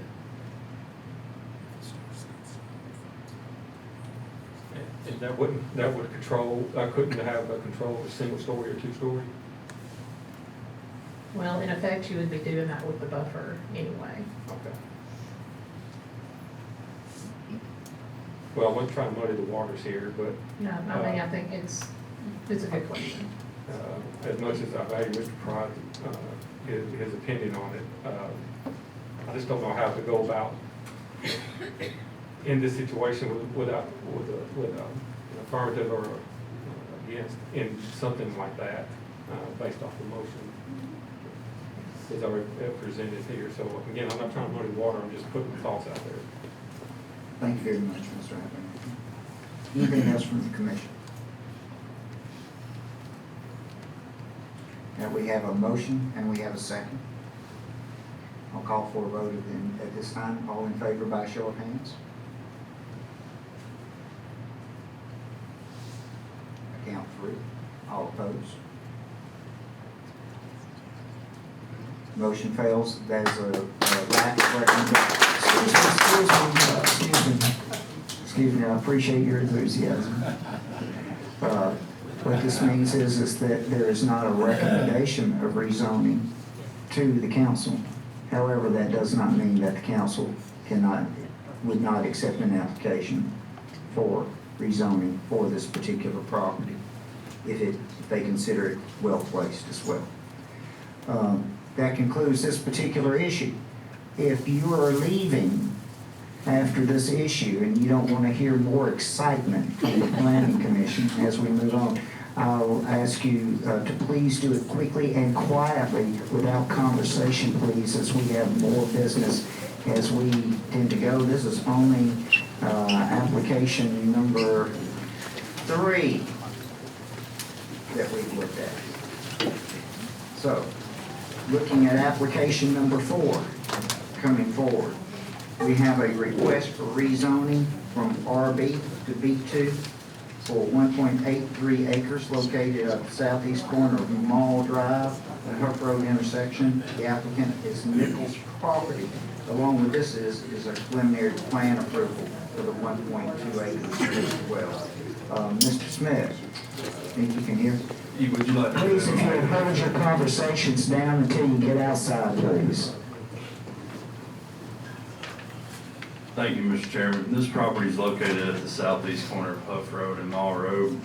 The applicant is requesting rezoning from R1 to, excuse me, I'm lost here. Yeah. The applicant is requesting rezoning from RB to B2 and preliminary plan approval for the 1.82 acres located at the intersection. The applicant plans to construct 2 commercial structures with 73 proposed parking spaces. The applicant has proposed 2 full-service accesses, one on Mall Road and one on Huff Road that you can see there. Comprehensive plan, RB zoning districts serve in transition between land uses and to protect residential uses adjacent to high-intensity commercial land uses such as those associated with B1, B1H, and B2 districts. The area along Mall Road and Huff Road provides this buffering structure purposefully. The comprehensive plan does not support an additional commercial activity center in the subject area. The property may be developed in a manner congruent to the City of Florence zoning ordinance and subdivision regulations for RB districts. Departmental comments: preliminary plan approval is recommended. Combining lots is allowed under the subdivision regulations. Subsequent plan and plat submittal shall conform to the subdivision regulations. Rezoning from RB to B2 is not recommended. The comprehensive plan does not support rezoning. The current zoning district serves as a transition between land use, and increase in its use intensity will strain the local network along Mall Road and Huff Road. Mr. Chairman, the applicant is in attendance.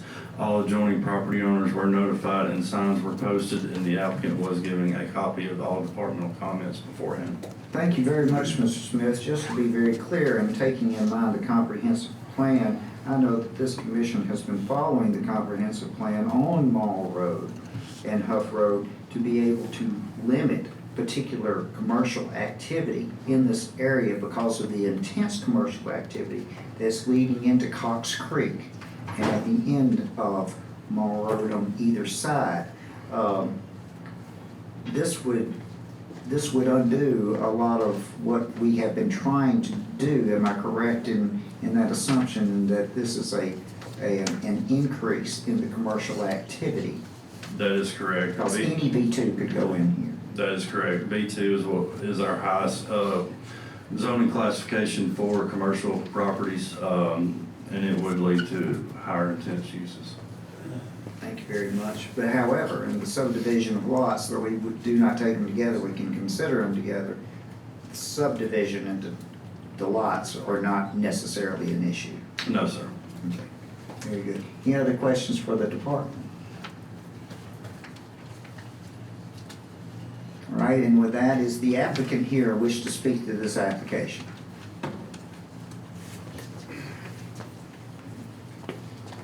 Campbell Cook, 2923 North Jackson Highway, Sheffield, Alabama. I'm here to address any questions and just state that, you know, that the preliminary plat, either way, RB or B2 has been stated, it conforms to either zoning, the way we have this plan outlined. And as far as the transition from RB to B2, I will state the obvious here that there has been to our east, there is a R1 district that directly abuts the B2. For that, I don't know, that does not conform to the general, you know, the plan, but I will just state that obvious matter. Thank you, Mr. Cook. Anything else to add? No, sir. Okay, thank you. Is there anyone else here to speak to this application? I'll start with this section to my left. Anyone here to speak to this application? Anyone to my middle section here to speak to this application? Anyone to my right here left to speak to this application? And with that, I'll close the floor then. And as the commission we see, we have a request for rezoning from RB to B2. And we'll take this in two parts then, two different votes. That in this case, that our department does not recommend a rezoning because of its failure to support the comprehensive plan and our insistence that on that stretch of Mall Road in between there and running up, we're even being close to where Cloyd Boulevard moves in. We have been trying to protect that area from additional high-intensity commercial activity as well as it is. So, if there are any recommendations, and again, to move things along of this for the rezoning, is there any discussion on the issue of rezoning in this area? Mr. Chairman, as the council representative for that area, I simply can't support that. Heavily trafficked, but it's vitally important that we protect it as part of the comprehensive plan. Thank you very much, Ms. Eubanks. Any other comments here? And with that, do I hear a recommendation from rezoning from RB to B2?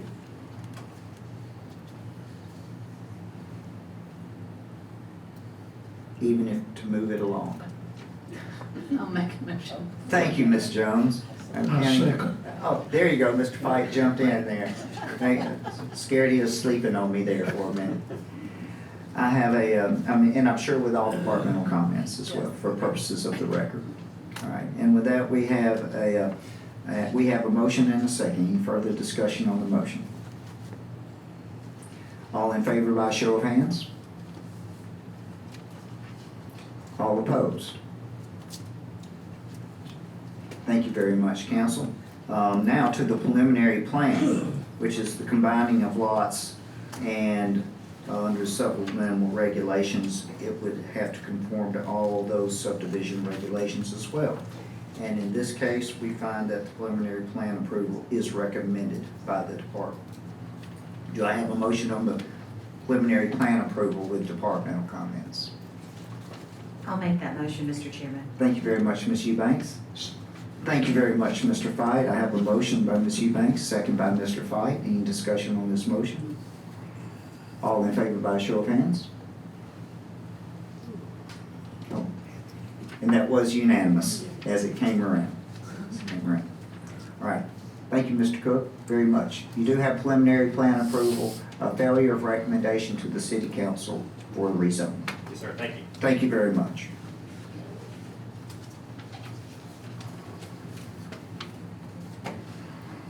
Now moving along, our next application, 3 requests from a developer, Blackwater Development. The first is a request for rezoning from R1 to B2 for 8.59 acres located at the southeast corner of Wright Drive and Cloverdale Road, and at that intersection. Blackwater Development LLC is the applicant. We also have a request for preliminary plan approval at that same location to combine those lots that are all part of that development, and then a request for right-of-way vacations of several right-of-ways that are seemingly in the middle of those lots in the development. Mr. Smith. Thank you, Mr. Chairman. Did I give you a chance to take some water there? Yeah, you did. Just as general housekeeping, the last 3 agenda items will all be, have the same report. As you said, Mr. Chairman, this property is located on the southeast corner of Wright Drive, Cloverdale Road intersection. This property is across Cloverdale Road from Walmart, just to kind of give you a general idea of where this property is located on Cloverdale Road. The applicant is requesting rezoning from R1 to B2, preliminary plan approval, and right-of-way vacation for the 8.59 acres. As you see on the screen there, there's actually 2 rights-of-ways, one alley, one abandoned Flynn's Avenue, or it's not abandoned, it never was improved. That's the right-of-ways in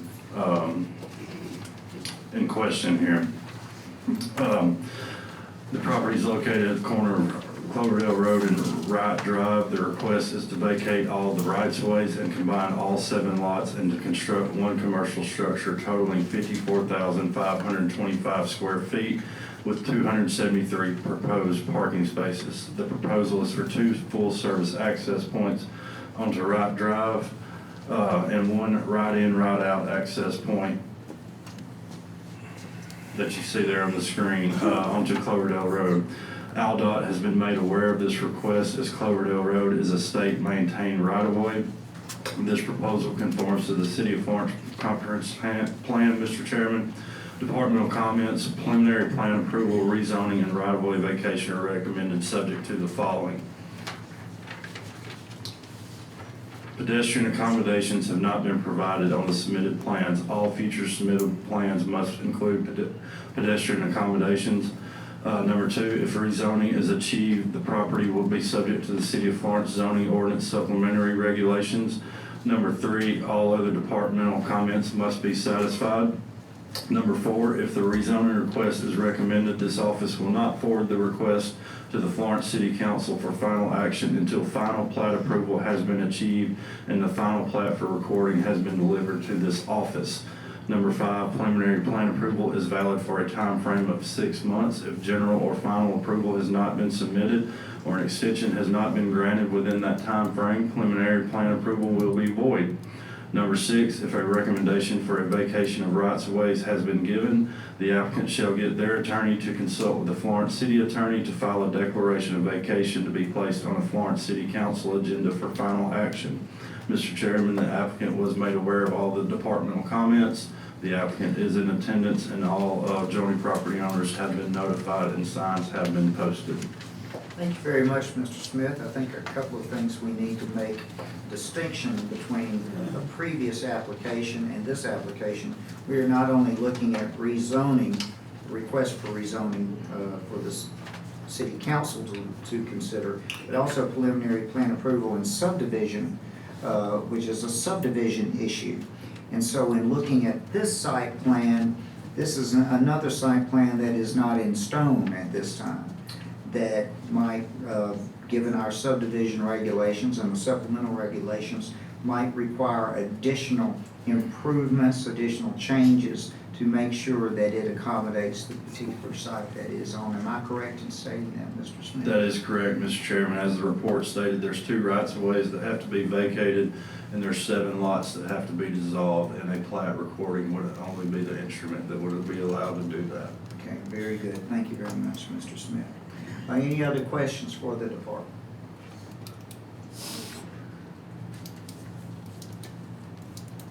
Okay, at this point, we'll move on. Is the applicant here to address this application? Mr. Chair, Commission, staff, my name is Rich Wingo. 700 Montgomery Highway, Birmingham, Alabama. That's our address. I represent Blackwater Real Estate in Birmingham, and I am here to answer any questions that you may have. Thank you very much, Mr. Wingo. Have you been made aware of the departmental comments at this time? I have, and have spoken to Mr. Smith, and our latest site plan, we do provide the pedestrian ADA acceptable walkway all the way around the entire site. And you're able to make the ADA situation work? We are. I just want to point out that one place, please, if I may, that this is ADA all the way around the entire site, which will come in and continue. Did I do that? It is touchscreen. Oh. Yeah, I'll stand. I know it's a hard thing, sir. I apologize. I mean, it's hard. From here to here is not ADA. I'm sorry. No, you're good. You're good. But everything from the corner of the property to the corner of the property, and there'll be a sidewalk down here. This is the only sidewalk that won't make it meet ADA. Very good. Thank you very much, sir. Of course, this is very preliminary. Yes. As we are, should you receive a recommendation for rezoning, there'll still be a lot of work on the site plan still to go. This is conceptual. Yeah, very conceptual. That's, and I hope everybody understands that as well. That's where we're going there. Any other questions for the commission for the applicant? Okay. That time we'll move to open the floor. If you please, hang around for us, please, Mr. Wingo. Any questions from my left, your right, in this section right here? Or concerns somebody to, okay, here we go. That's all right. My name is Lauren Odell. I live at 207 Wright Drive. Now, as an adjoining property owner, I do not support this development from Blackwater for many reasons. First, the proposal suggests that anyone, as far as I can tell, including tractor trailers, who are exiting the parking lot and wanting to get back onto Cox Creek are going to have to use Wright Drive. From Wright Drive, they're going to go to Cloverdale Road or Chisholm Road. Wright Drive was made for a neighborhood, not for the amount of traffic that we would expect from an opening of a grocery store. This is going to inconvenience all of our residents who are just trying to come and go from their homes. And we have a lot of people who enjoy walking. And we're going to endanger them with the opening of this grocery store just due to the extra traffic. Unless, of course, the Blackwater development plans on making a sidewalk all the way down Wright Drive for us, which we wouldn't complain. However, we are very concerned about the safety of our residents due to the increase of traffic. I would like to know how the city would plan for that to address the inevitable speeding, noise, and congestion that we could expect to see if this development takes place. Secondly, a grocery store will attract many pests to our area, however, thereby diminishing our quality of life. According to an article by Terminex, the 3 most common pests found in and around grocery stores are flies, rodents, and roaches. Now, as you can see on Blackwater's proposed map, the grocery store would be directly in front of 5 homes on Wright Drive, and it will border the backyards of numerous homes on Shelley Lane. Now, I haven't seen Blackwater or the city of Florence offering to pay for our pest control services. However, we're all going to need it if this development materializes. Now, finally, I would like for you to take property value into consideration, and I'm not just talking about money. I want you to imagine that you have found your future forever home. Forever home. You start out by painting the walls, sprucing up the flower beds, and adding all those little touches that just make a house a home. But more importantly, you make memories within these walls. You make plans for the future centered around your home. Now that's exactly what my husband and I have done for the last 4 years. This is where we envisioned raising a family. This is where we plan to grow old. Never did we dream that we would have a grocery store basically in our front yard. Amen. Now, how would you feel if this grocery store were going into your front yard of what you believed was going to be your forever home? Amen. People come to our area because it is safe, it is peaceful, and it is family friendly. See, we bought our homes with the confidence and expectation that we would live in a residential area. I would like for the Planning Commission to leave this property zoned residential and ask Blackwater to move their grocery store plans to another commercial site. We've got to have somewhere else in Florence they could go. Somewhere that does not disturb a well-established neighborhood. Now, I know the city has to consider sales tax and what that would bring in, but I'm asking you to please put yourself in our position and consider the impact this is going to have on our neighborhood, which is priceless. Thank you for your time. Hold on just a minute. Will you pronounce your last name for me? Yes, sir. It's Odle, O-D-L-E. O-D, okay. Ms. Odle, very well spoken. Thank First, you. let me say. A couple of things that I think are different about this particular proposal and what you're seeing on this, what is a very preliminary site plan. Yes, sir. A big issue, of course, in anything like this is what's going to go there. It says grocery on there, but what we have to consider, especially in the rezoning, is that anything B2 can go there. So it's a little deeper than that. Exactly. That's why when you see us up here asking these questions, we're planning on, I hate to say this, but what could be the worst? Yes, sir. Now, this developer is being nice to us and telling us that this is going to be a grocery store. And it goes through trust in what it will be. I might call back as well as where they're going to put it and what it's going to be. Again, this is also very preliminary, and this is a subdivision that is would have to comply with our supplemental subdivision regulations, which may harken back to the Walmart development across the street from this. The only reason I bring that up is two things. Number one, Cloverdale Road in that portion and going up to it is been settled for commercial development in our comprehensive plan for a while. So there's going to be commercial development there. That's just the best and highest use for the property, not R1. Just consider that. Number two, as we look at it, just like we did in the previous rezoning in the neighborhood and the effect around it, what can we do to change it and make it more suitable for you? If it works, if it feels like the right fit property-wise. In this case, the supplemental regulations allow us to increase the buffers that would be there. It would allow us to change the lighting that may be proposed that would be directional. We required Walmart to have a 100-foot buffer. Don't know if that would work here, if it would work. We required them to create berms. Don't know if it would work here. We also required, again, trees to be planted that would be 8 feet in 2 years. Regardless what you heard earlier about the shrubs that go 4 feet in somebody else's lifetime. That's not the way this commission or the city has tried to work in it. So, I can't allay your fears. I can't.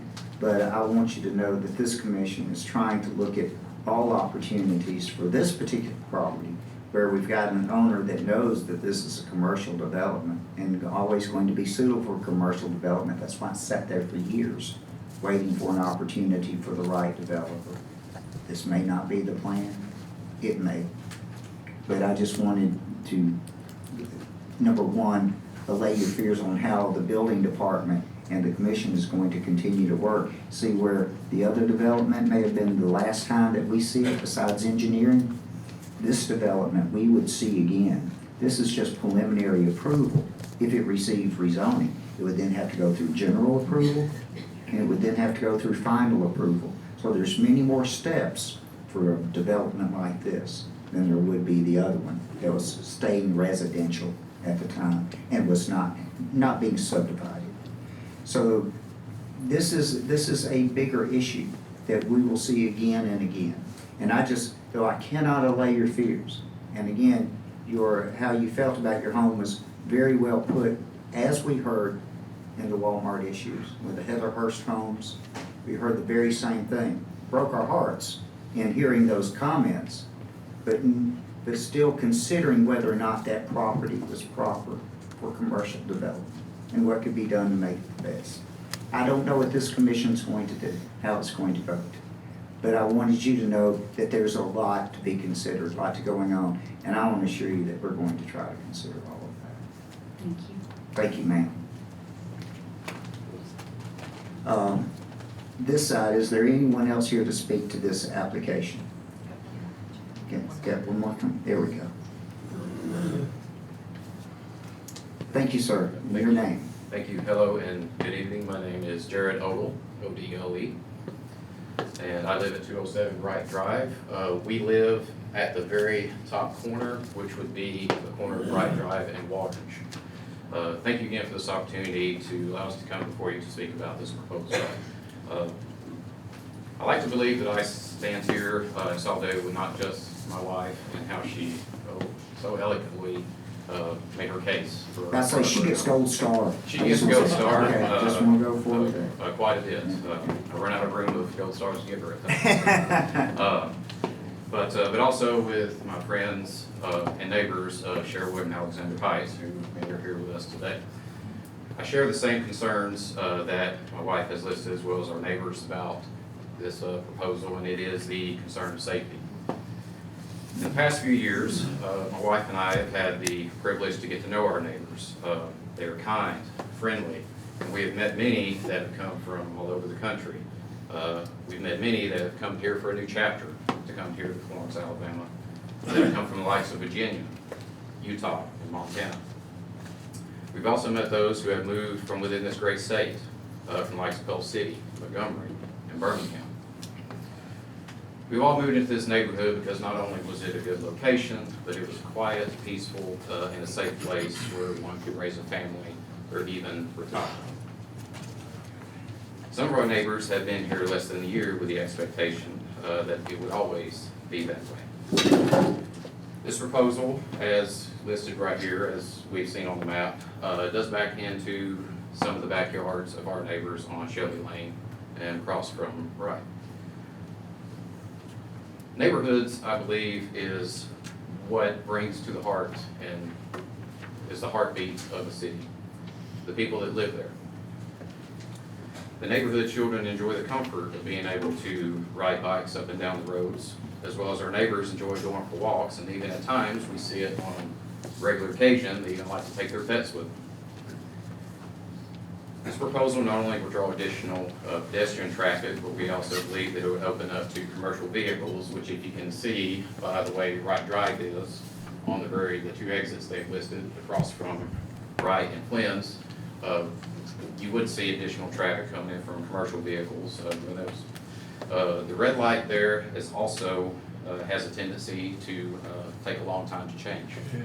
There is already a lot of traffic backed up just for the neighborhood people who are going to work, taking their children to school. One of the solutions, naturally, that some may look at is say they may think about widening the roads. It is my belief that this will not fix the problem, it will only exacerbate it. If you widen the roads, I believe you invite more traffic. Anybody's been on interstate or see how they widen traffic, we see how that goes.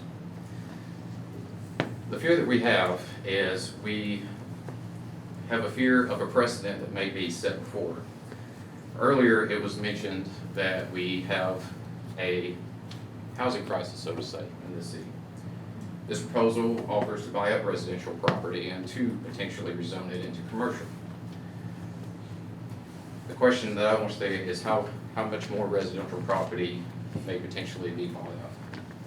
One thing that I want to make clear is that we really do like the idea of having this potential grocery store on this side of the city, just the location. One that goes deep into our neighborhood, in my eyes, does not make logical sense. As I said before, residential neighborhoods and those who reside in them are the heartbeat of this town. It's what keeps this town going. It makes this city so special, and one that I have been very proud of to say that I've been here for the past 15 years of my life.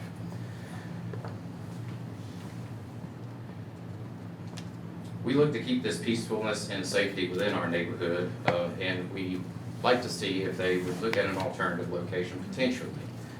And we also understand that there's a lot of logistics that go behind this, but we also want it to be to where the city can potentially still earn much needed tax money to help further developments. At the same time, keeping the integrity of this being a peaceful residential property. And I believe this is a proposal that can very easily find a middle ground for a different location. And I believe that people will feel relieved, grateful, that they feel that their concerns have been heard loud and clear. Thank you for your time. Thank you very much, Mr. Odom. Except I'm going to say you get gold stars too. Y'all make a great tag team. I couldn't ask for a better partner. There you go. Something I do want to mention to the, and thank you, Mr. Odom, I don't have any questions for you, but we have definitely heard and considered the importance of neighborhoods tonight. We understand that. We understand that's name. We live in neighborhoods. Mr. Pride reminded us to consider that again tonight on it. And so we continually understand that. That's why this is the hardest working and hardest working commission and hardest working department, I believe, in the city in many respects. And I don't know if you know this, but this board is generally appointed, but there's nobody receives any compensation up here. We are your neighbors trying to help plan for the city and its growth. I just ask you to consider that. Keep it in mind. But we do understand your fears of neighborhood. So from here on out, let's again consider this application in the other effects that you may be bothered about. We know about the traffic on Wright Drive, don't we? We're already concerned about full access entrances back and forth. You're exactly right. Full access would be back and forth on Wright Drive is something that would have to be considered. Again, there's site plan control over this particular application where there has not been in others. So I ask you just to keep that in mind as we look at it as well. Thank you very much. People are hiding over here, so I'm going to ask behind the screen, is there anyone else here to speak to this application from behind the screen? Specific. All right, now I'm going to move to this middle section. Yes, sir, if you would please come forward. My name is Joe Metters, 205 Wright Drive, and I assure you I won't be long, I'm getting hungry. And I know Ernie Pike well enough to know he'll eat with me. Okay, I'm giving you a platinum star already for just saying that, but go ahead, Mr. Metters, I'm sorry. I didn't get a notice like this, but my land does not adjoin it. The width of the street, Wright Drive separates me from the property. I can't hardly back out of my street right now. I almost got run over by a truck today. I blew the horn. I'm a Christian, so I didn't cuss him, but I gave him hard looks. But I look at that and say, there's enough room for 4 of those type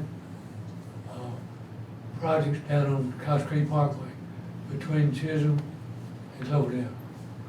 And I can hook you up with people that have it if you want to read. It's a bad place. I moved, I'm a retired colonel in the Army, as I know Mike. I moved there in 1972. Loved it. Had three choices: Florence, Decatur, and Athens. I chose Florence. Great deal. I've gone through a lot of mayors, but we don't have a place for a store. I don't care what's a grocery store. If you get a grocery store, you're gonna have sporting goods. I've been to, and I like the brand, but we don't have room. I wish you'd sit on my front porch, and that's all I would see if they built that. And soon, from 7:30 in the morning to 8:30, from 4:30 to 5:30, don't walk on that street. Don't back out your drive. Go early and come back late. And I'm very progressive. I don't like this. And if there's a way to do it, I'm gonna fight. Thank you. Thank you very much, Mr. Meadows, and thank you for your service, sir. Thanks, Will. Is there anyone else in this middle section? Yes, sir, please. My name is Jerry Harper. At 437 Wright Drive. Pretty good little ways from where this development going on. My biggest concern is the traffic. And if you will look on this map, here's an entrance to Wright Drive. Oh, here we go. It is. See, Mr. Wingo, others want to touch the screen too. You're okay. Just don't touch the screen. You got two entrances on Wright Drive, and you got one coming out on Cloverdale. You got a traffic light here, and a traffic light there, which is already a bottleneck on Walmart, Wright Drive. Here on the corner of Wright Drive, you got a filling station. People come up to Cloverdale Road. Big 10 or 12 cars there waiting on the red light to change. And they drive through the gas station there. And I thought commercial could only go back so far in a subdivision. I may be wrong there. You know, you got covenants in subdivision. That'll keep them from going so many feet off the Cloverdale Road to a business. And this is not just a grocery store. You'll look, you've got 3 more stores here on the side. It's gonna add more traffic. You're gonna have one of the biggest bottlenecks between these 2 red lights right here. That is gonna be unreal. Wright Drive is a racetrack. Amen. Y'all know that. How we'll ever solve it, I don't know. But, you know, this company is coming out of Birmingham. We got grocery stores all over the place. You got Walmart, you got one on Wood Avenue, end of Wood Avenue. Why do we need a grocery store taking up people's property? And people got to sit there and look at it from their house and all the traffic. And these people are coming out of Birmingham. They got thousands of acres in Birmingham. My recommendation is they build their grocery store in Birmingham. And leave us alone. We do not want this grocery store. It'd be a pitiful sight to see that grocery store sitting there. If it was a little bit of office space or something, it'd be different. Take up them first housing lots. But you're taking up quite a bit of a subdivision. And the traffic's gonna be murder. But I appreciate your time. Thank you very much, Mr. Harper. Certainly do. I saw someone from behind the pole raise their hand here. Yes, ma'am. If you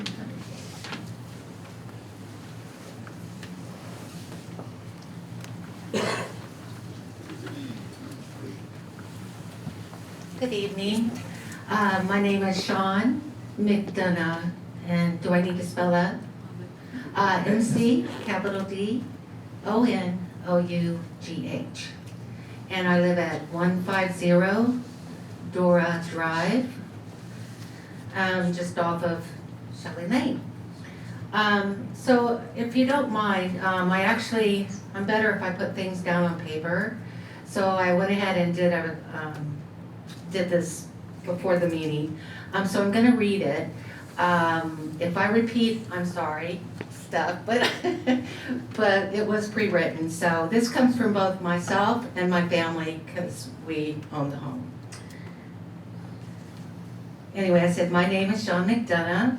My family owns a home and lives within the Phoenix Landing neighborhood located in the impacted by the planned rezoning. We are asking the Planning Commission to deny the application submitted by Blackwater Development Company, LLC, for rezoning of 8.5 acres plus, located from the corner, put this down a little bit, of Cloverdale Road and Wright Drive, all the way to Shelley Lane, from R1 District, Single Family Residential, to B2, General Business. It is our understanding that a R1 zoning district is in place to protect our well-established residential neighborhood from large-scale developments such as this one being proposed. It also ensures the safety, well-being, and character of the neighborhood. These values are important to our communities and our neighbors. We feel rezoning to a B2 district will negatively impact the district, which is to protect our I'm sorry, I'm rereading that. We feel rezoning to a B2 district will negatively impact the livelihood of the residents and wildlife, such as the deer, the wild turkeys, the owls, etc., in the area for the following reasons.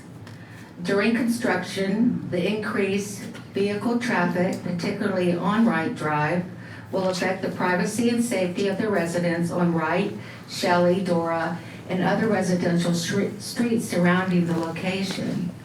The large trucks used during construction and deliveries will create congestion, street blockages, and noise. Once proposed construction is completed, the residents will have to deal with continuous noise from ongoing deliveries, loud machinery such as trash pickup and box compacting, noise from shopping carts being collected, public noise such as yelling, horns honking, radios blaring, and cars and trucks idling. Attracts rodents and scavengers to dumpsters and trash cans containing food sources. Nefarious activities. Bring nighttime lighting, deposits of empty shopping carts around the neighborhood, lack of aesthetics and green space, lots of concrete, possibility of additional rezoning to commercial across the street from the location where the residents decide they can't live across from a commercial establishment that did not exist when they moved in. In addition, is there a real need?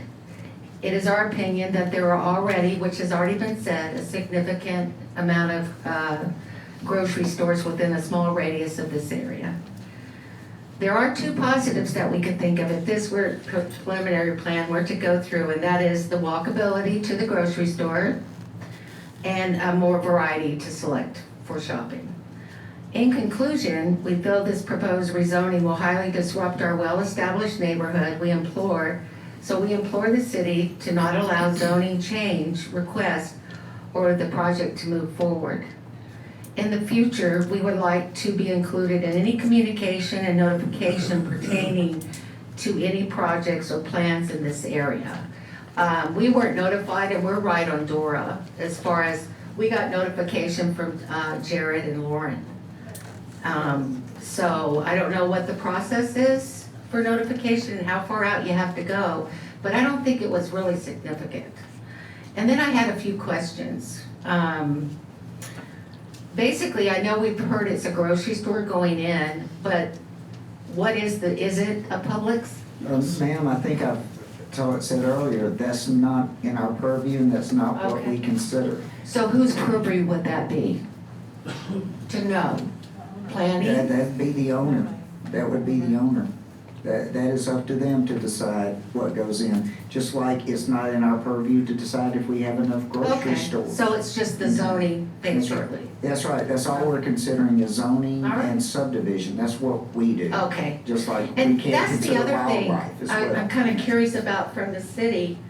Where's the education to the public? I had no idea. We were invited to come to this meeting tonight to express our concerns and our thoughts, but we weren't told what we were, actually giving our thoughts to. Because all I've heard is this wasn't our purview.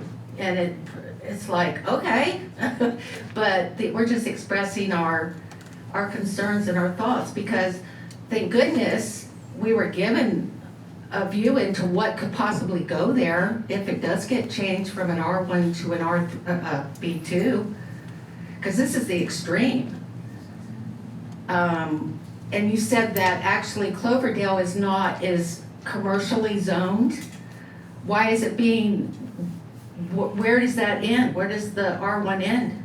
No, what I said, or what I meant to say, if I didn't say it correctly, is that up Cloverdale Road has become a commercial center of activity. And in the comprehensive plan,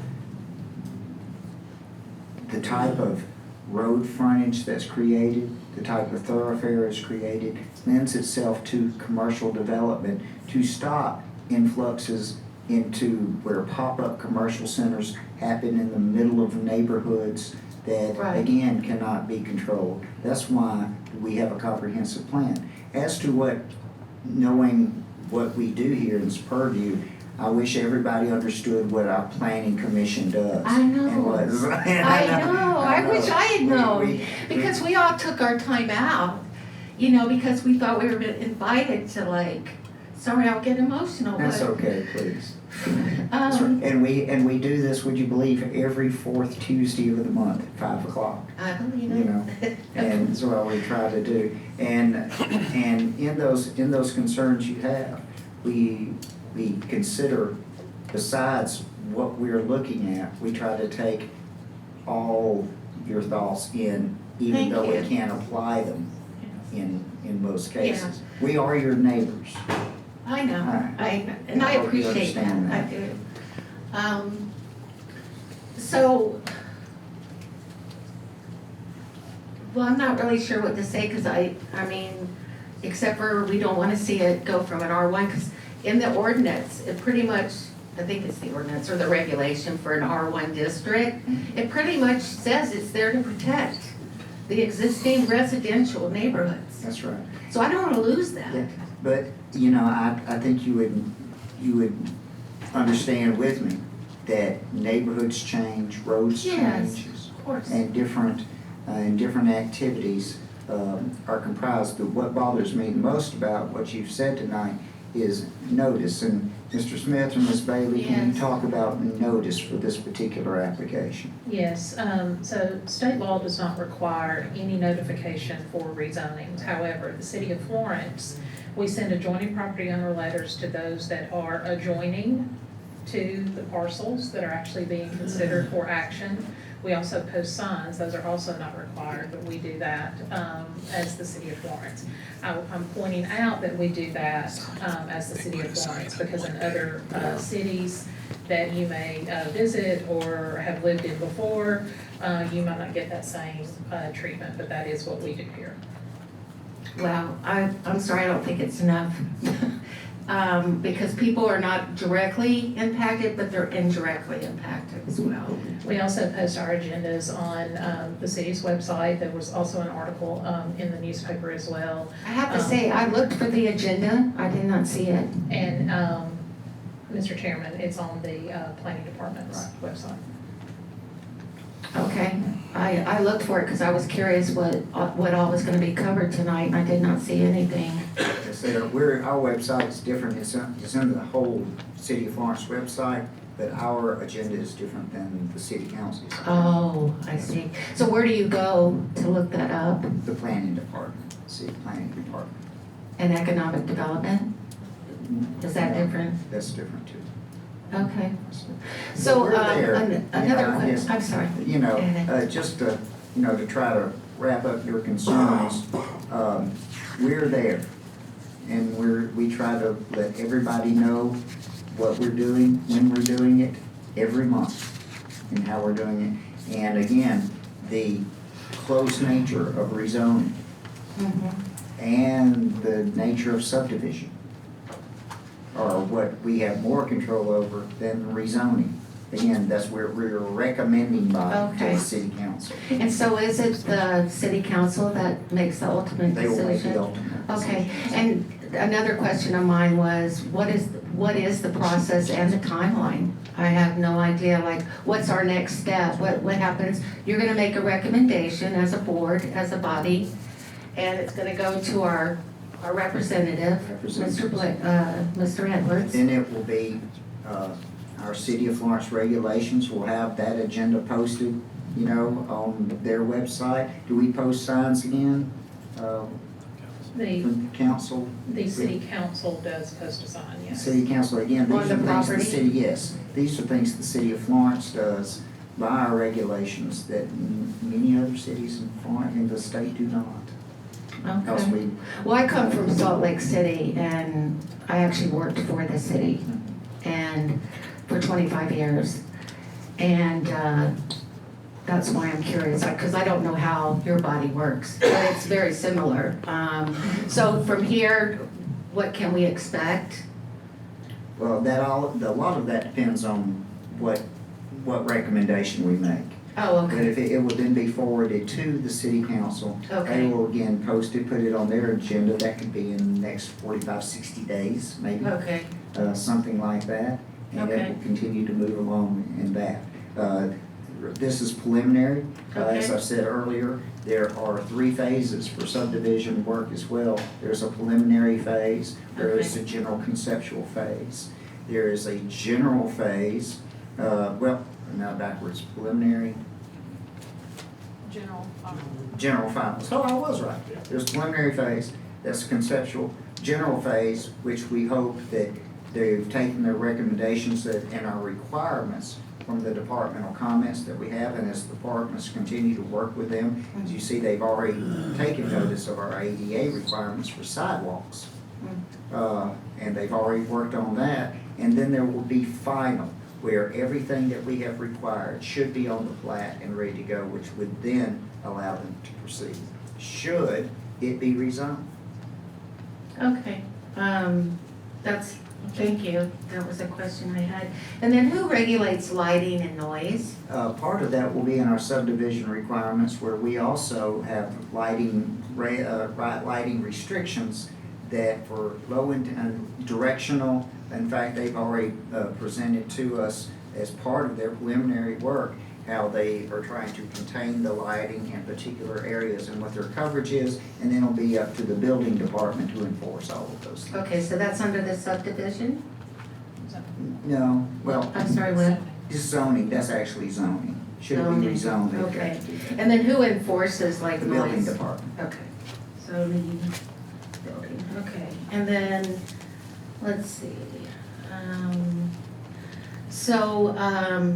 will there be any homes, I know this is preliminary, so maybe this isn't a proper question, but I'm wondering, are there gonna be homes that are demolished for this property? Only if there's structures, there's nothing on the property now that's livable.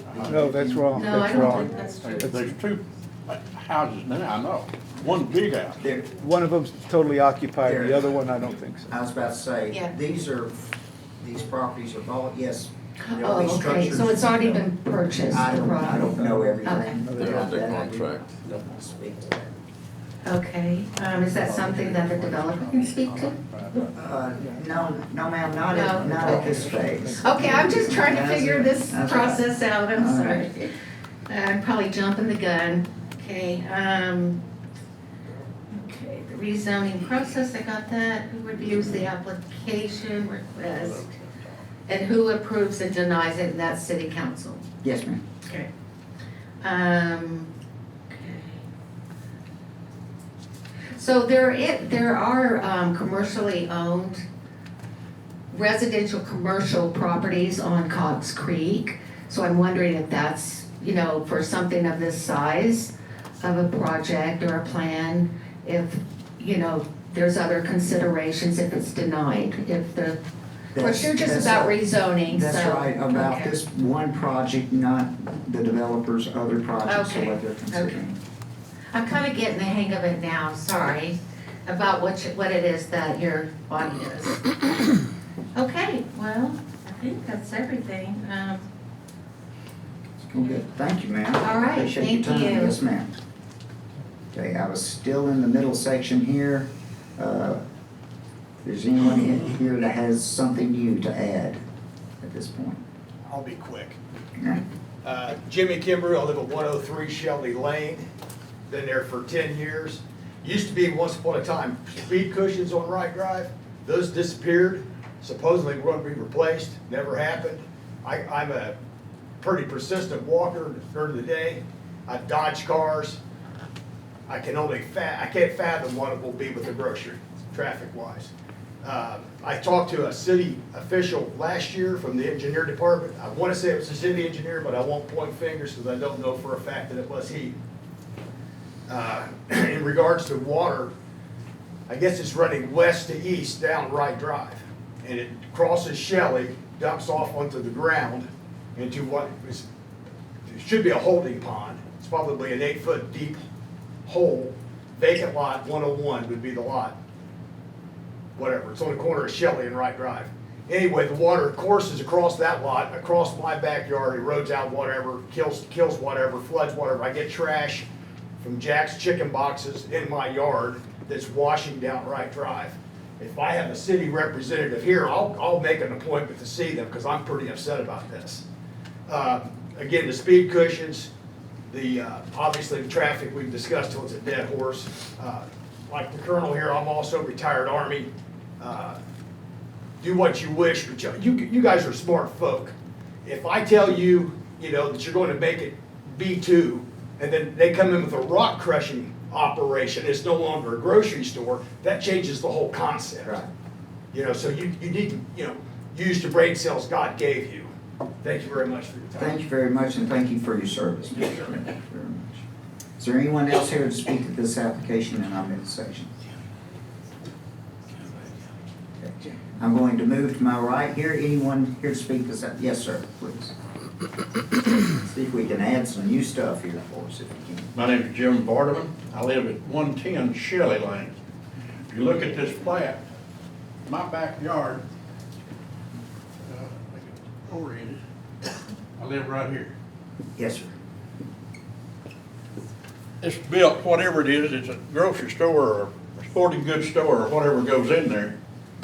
I go out in the evening, fire up my grill to cook something for supper. I'm gonna be looking at that back door. Now, it says on there they're gonna have some trees that'll be grown to 8 foot in 2 years. Well, 8 foot's not real high when you look at a commercial building, commercial lighting. I'm a retired member of the IBEW, done a lot of electrical things around the country in different places. You're not gonna contain the lights all one direction. It's gonna come in my backyard. My backyard's gonna be overlit, regardless of what you say you can do.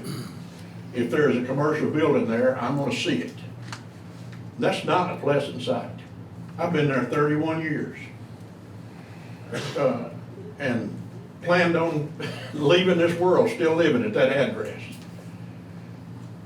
2 weeks ago, before I got this, if I had put my house on the market, I would have put it at $250,000. I got a 4-bedroom, 2-bath house on one level, a premium property. By this notice, I probably reduced my property value by $100,000. Nobody's going to want to buy a house that backed up to that. And I know it's been spoken about a lot tonight, and all of these projects that we've mentioned is traffic. And I know you haven't got a thing in the world to do with traffic. That's not your problem, but I have an opportunity to voice my opinion, okay? And Joe and I are good friends, and he knows I voice my opinion when I have an opportunity. The city of Florence is absolutely the worst place in the world dealing with traffic.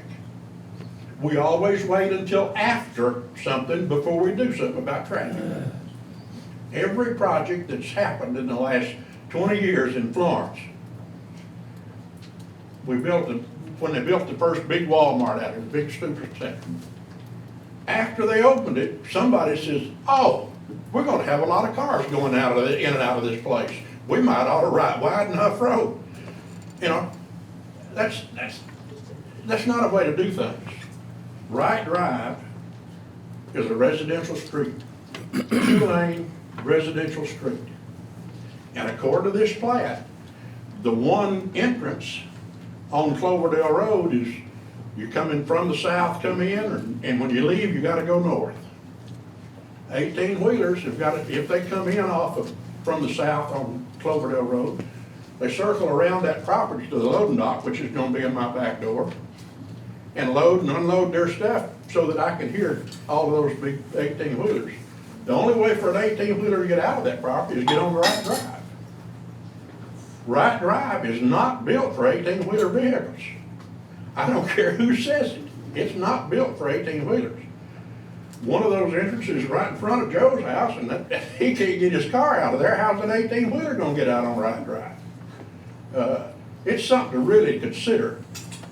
This is a bad plan and needs to be voted down. We don't need this area voted commercial, changed to commercial use. Now, an easement off of Cloverdale, back 100 feet or so, if you want to put a strip mall or something, that's fine. Or if you wanted to put apartment buildings up there, that'd be fine. But it needs to be residential. It does not need to be commercial. And I strongly oppose this plan. Thank you, sir. Anyone else here on this side? Well, you got it in front of you, sir. Keep in mind. Me or who? It's you. Okay, I didn't know if you pointed to somebody else. No. All right, my name's Jody Cox, and I live at 106 Shelley. 106 Shelley, pointed out here in the map. Don't touch it. I touch screen. Okay, thank you, sir. Okay. I'm not blowing this up actually, but if you were to consider that wall my house, that building is gonna be out there on the sidewalk. That's how close I come to the loading dock on this. Well, that's assuming, and I hate to interrupt, I apologize, but that's assuming that buffer stays as it is. Again, this is preliminary, this is a conceptual plan, except for the fact that it's rezoning. I'm sorry to interrupt there. I understand that, but part of the thing, I think tonight they said 30 foot for residential and 40 foot for multi. Yep, this is a new subdivision and commercial, that the subdivision, supplemental regulations apply. Because it's gonna be a building that's gonna be 35, 40 feet tall, so, so I would expect to see it extend out. The fact with the 8-foot bushes, let's face it, it's not gonna make it. You guys are gonna have to do something for noise, you're gonna have to do something for light pollution. All right. Agreed. So I just want to say one thing right now, I don't agree with this proposal, okay? But I'm old enough to know that, especially after the Walmart event, we're probably, we're giving best effort, but to actually win this is probably going to be something that might not be realistic. But what you tell us, though, affects in how we go forward. If we do, if it passes with supplemental regulations, just like we did in the other ones, that would move the buffer, that would move the loading dock, that might move the I've got notes on that. We're about to talk about some of it. Okay. I've come from a design and an engineering background myself, so when I took a look at this thing, I get a lot of questions. First question that I've got is, this is a plan view, and I understand it's conceptual. But does the builder have an elevated view? We haven't been, we're not to that point yet. Well, it makes a lot of difference of how we actually view this as it comes to. Absolutely. If you go down to street level right now and you would plant that in there, Wright Drive sits up high in the hill. Right. Cloverdale's about, 8, 12 foot lower. All right, from there on through, it goes down into a ravine. All right, if they were to try to rebuild this thing up and actually put that building over there at street level with Cloverdale, all right, we're gonna see about 3/4 of the building up as far as the elevation goes. If they decide to go ahead and bring it down farther to where it's down, what happens is if they have any kind of effects that go into the, how it's affecting our properties and how our houses and everything, it'd be easier for you to protect it, to mitigate the noise and the lights and things like this. Now, a lot of this has to do with how hard we're gonna fight this, because it's gonna be fought. It's gonna be another Walmart. But at the same time, knowing what's the fallout, if we don't win this, what are we looking at? All right, I think that we should be in that information circle during this stuff. I got the letter because I'm next to the, as far as being next to the property and everything. Everyone else didn't. As far as notification, you guys put up a sign. You did put up a sign one day. Okay, it wasn't there where you were trying to go ahead and rezone for, I think, what was supposed to be the Waffle House. That thing was there for a month, maybe 6 weeks. This one here, believe me, we go back and forth between the gym and Walmart every day. And we always see the sale sign. And we're wondering, since someone's probably bought this property, why is it still there? And that was just something I was asking myself yesterday. I go out today, oh, I got a notification, all right? That's something that we don't want to see. We need to have somebody let us know, people who are involved in what's happening. Now, monitoring your website's not something I want to do. So what's going to happen from here on through? Are we going to get more letters? Are you going to extend who you're going to notify for this? So let's take it to the next level. The general, I think you called it, general review or? Right. Okay. And is that going to be something that you'll notify myself as being, right next to the property? Will I receive another letter for that? I'll let Ms. Bailey and Mr. Smith answer that. We are not required to notify general. We certainly could, but it would be the adjoining property owners because and this is not to inflame, and I want to make sure that I'm addressing the commission and not the public as that is proper. When we send adjoining property owner letters, it's just that, they're to adjoining property owners. If we extend it, where does it end? Right, I think we've been through this issue before that we can't extend beyond that. I was just interested more if adjoining property owners are still in the loop on the general. Thank you very much, Ms. Bailey, I appreciate that. Go ahead, Mr. Cox. Okay, well, being an adjoining owner, does that mean that yes, that we get a letter or not? Yes. Okay, all right. We should. But at least we can get with our fellow neighbors and everything else and say as soon as we get something, we'll let you know. All right, when does it come down to where we will get to the points when it comes to light pollution and sound? That we'll be working that out, should it be approved and continue to move forward. During these different general as well as before the final, they will be continuing to submit their plans to engineering and building as well as the planning department. Well, I have to agree with everybody who stood before me right now, because my property value especially is going to go down. I walk out, I've got a door exit level deck, meaning I'm about 14 inches off the ground, which puts me, if I'm 8-foot fences back there already, to a point to where I can see over. Last thing I want to do is take a look at the back end of an industrial building and another grocery store. Last thing I want to do is see nothing but the air conditioning parts up there instead of a sunset. We have experienced living behind a grocery store before, and nobody really loves getting up or being woken up at 4:30 in the morning with somebody banging trying to empty out the dumpsters. So we're used to dealing with some of this noise. We're just not wanting to see it again. This is literally being shoehorned in there. I don't think anybody would have any problem if they just took that one lot, which is, I guess, lot number 1. It's right there on the corner of Cloverdale and Wright Drive, and sold it off and made it commercial. But when you start extending back into Phoenix Landing, which you are by the taking of McFall's land, his house, that's wiping it all out. You're actually diving into a residential district. So I don't know if that's a difference or not, but it's something that we would fight with if we absolutely had to. Thank you, Mr. Thomas. All right. Yeah. You have received, okay. Sorry, Jim. Sorry, sir. Okay, Greg. Harbury, I live at 102 Dora. I'm sorry, what's your last name again? Harbury, P-A-R-B-E-R-Y.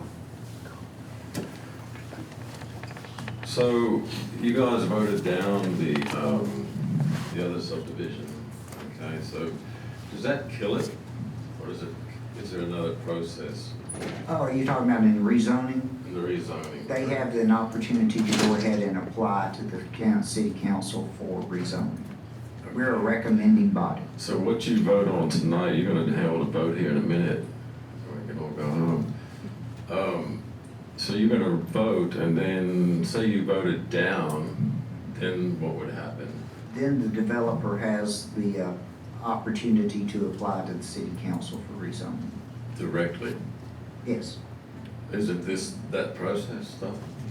No, am I misspeaking, Ms. Bailey? No, you're not, but I think it might be, it could Yeah, help me here. convolute, sure. Okay. So the recommendation that's made, if it is in the affirmative, then it is automatically sent by our department to the city council offices to be advertised and go through the normal process under 1152. Should it, in situations where a rezoning, now I want to make sure we're very clear that it's rezoning, not subdivision of property, that should a rezoning not receive an affirmative vote, it is not automatically sent to the city council for advertising consideration. However, there have been applicants in the past who have requested a hearing with the city council as if they had received an affirmative vote, and of course they did not. And there have been varying outcomes from that. But that is all part of, again, it is state code dictates the process when it comes to the rezoning of property. And essentially, so it's an appeal to the city council for reconsideration. Sort of, yes. Okay, so this is all a process that we're in, right? It can go either way at this point, am I? Yes, sir. Fair to That's say? correct. Yes, sir. Okay.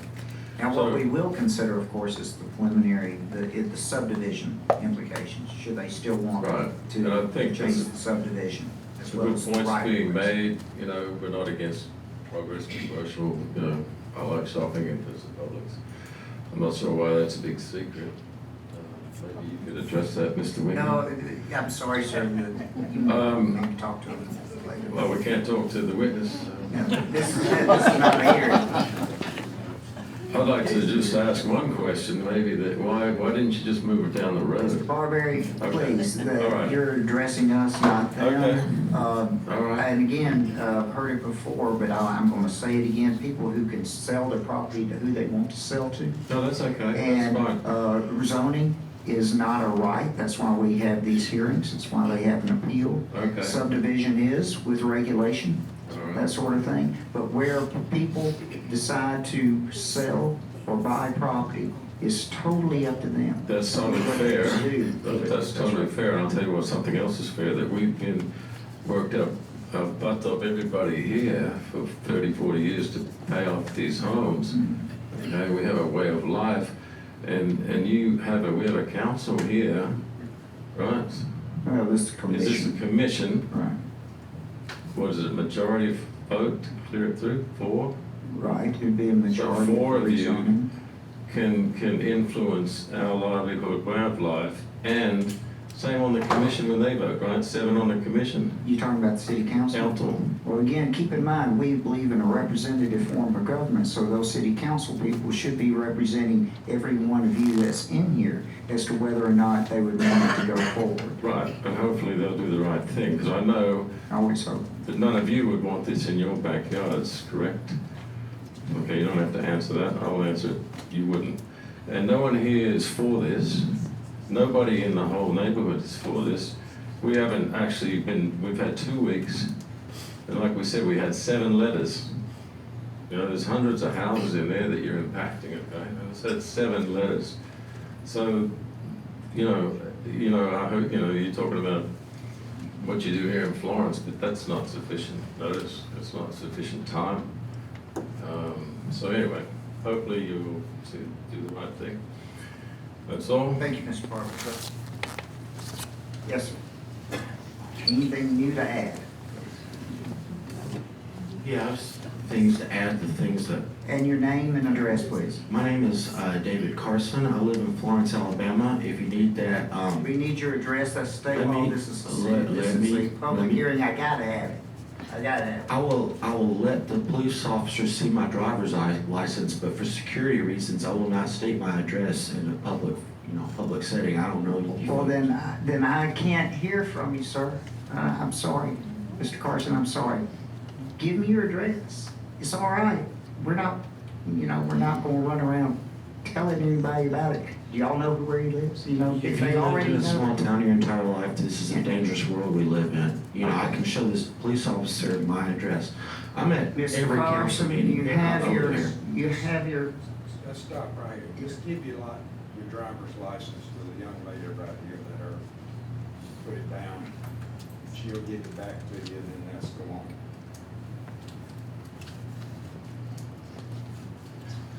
Can I go on there?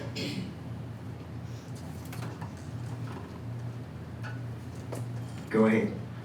Okay, the issue of transparency and how this meeting was advertised has been brought up. I just want to add to it. First of all, I've been recording this meeting the whole time.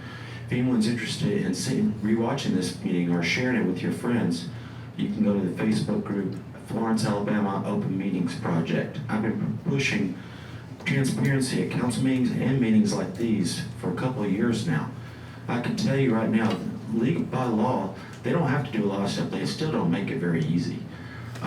They just don't. I've asked for an online calendar for all these. Are we talking about the rezoning of this meeting? No, well, we're here to talk about the rezoning. Others If you have a talked problem about with the visibility of this meeting, so I just want to respond to that. it's not your job to respond to that. It would be ours if we care to. This is subject to an Open Meetings Act. You can record as long as it doesn't disrupt the meeting. That's your right to do that. We also have procedures that is our right to enforce and follow for a rezoning as well as preliminary, general, and subdivision. So I can comment on this meeting in general? No, I don't, At the there's meeting? not, we're here, let me tell you, it's 10 till 8.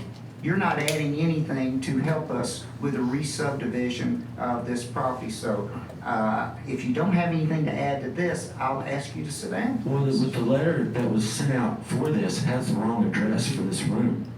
From what I've seen, it was 101 South Pine Street. From what, on the city council website, it says 109 South Pine Street. I believe that's what the numbers outside say. I appreciate you sharing that. So people were misled. No, I don't think so. We've heard that issue before. We've heard that issue before. So this is 101 South Pine Street. I don't know where. Huh? It's a hearing. Is this 101 South Pine Street or 109 South Pine Street? Respectfully, we're all volunteers. Yeah. And I know that I'm you're voluntary. frustrated, I'm not getting but paid either. I'm not, I know, but like, I don't know what this address is. Like, I'm just up here to help the neighbors, try to figure out what's going on, so. I don't think the people who mailed the notice knew the address of this room either. You are not helping us here, Mr. Carson. No. Every one of us got a letter found this place. Yeah. Does it say 101 South Well, Pine? okay. I didn't care what it said. I knew where the building was. We're not doing this this way. That's not. Mr. Carson, you're starting to disrupt this meeting, and I'll ask you not to. Do you have Okay. anything else to add?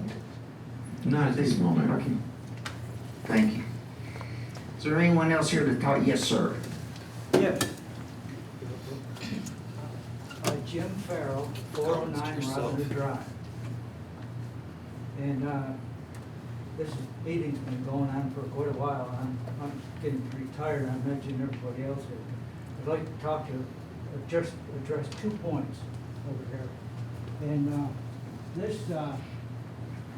rezoning, I'm just wondering, what is the setback for commercial property on Cloverdale Road normally?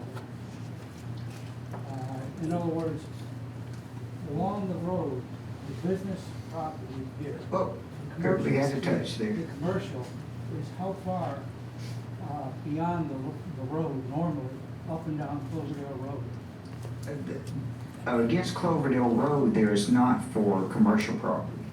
Against Well, it's Cloverdale Road. commercial property. That's all the way right. down. That's right. There is not a setback except for right-of-way exceptions. Keep in mind also, we're talking about Cloverdale Road, which is also a state-maintained Okay. right-of-way. But the business is commercial property is along Cloverdale Road. I'm not sure how far this is in, but I think it's probably 1,000 feet back into the subdivision. And the rest of Cloverdale Road, maybe it's 200, 300 foot maximum for the businesses. But here you're taking, normally along Cloverdale Road, it's about this far.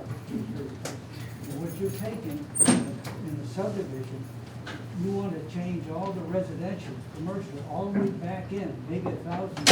I think there's something that we need to make clear here. I do not believe that that property itself is actually in the subdivision as it is. And you've got people selling the property, if it's not already bought that, or selling the property into it. There's no taking involved. Let's be clear about that. You're right. But here, you've got one, 10 zoning, and this involved is what you've got here. And that's all residential. There's no food lunch. And, Do you believe this? so, Hey, let's keep it quiet here so we can hear Mr. Farrell. I guess what I'm saying is that along Cloverdale Road, most of the businesses are set back a certain distance, and then the rest is residential. It's zoned residential. And what we're doing here, we're coming into this established subdivision, which is residential property, and putting a grocery store, again, a Sorry. grocery store No here. fines. And there's 273 parking spaces out here, which would probably be beyond the standard commercial property along Cloverdale Road. And then the grocery store is back here. So you're basically taking property that's a subdivision or residential property and making it commercial.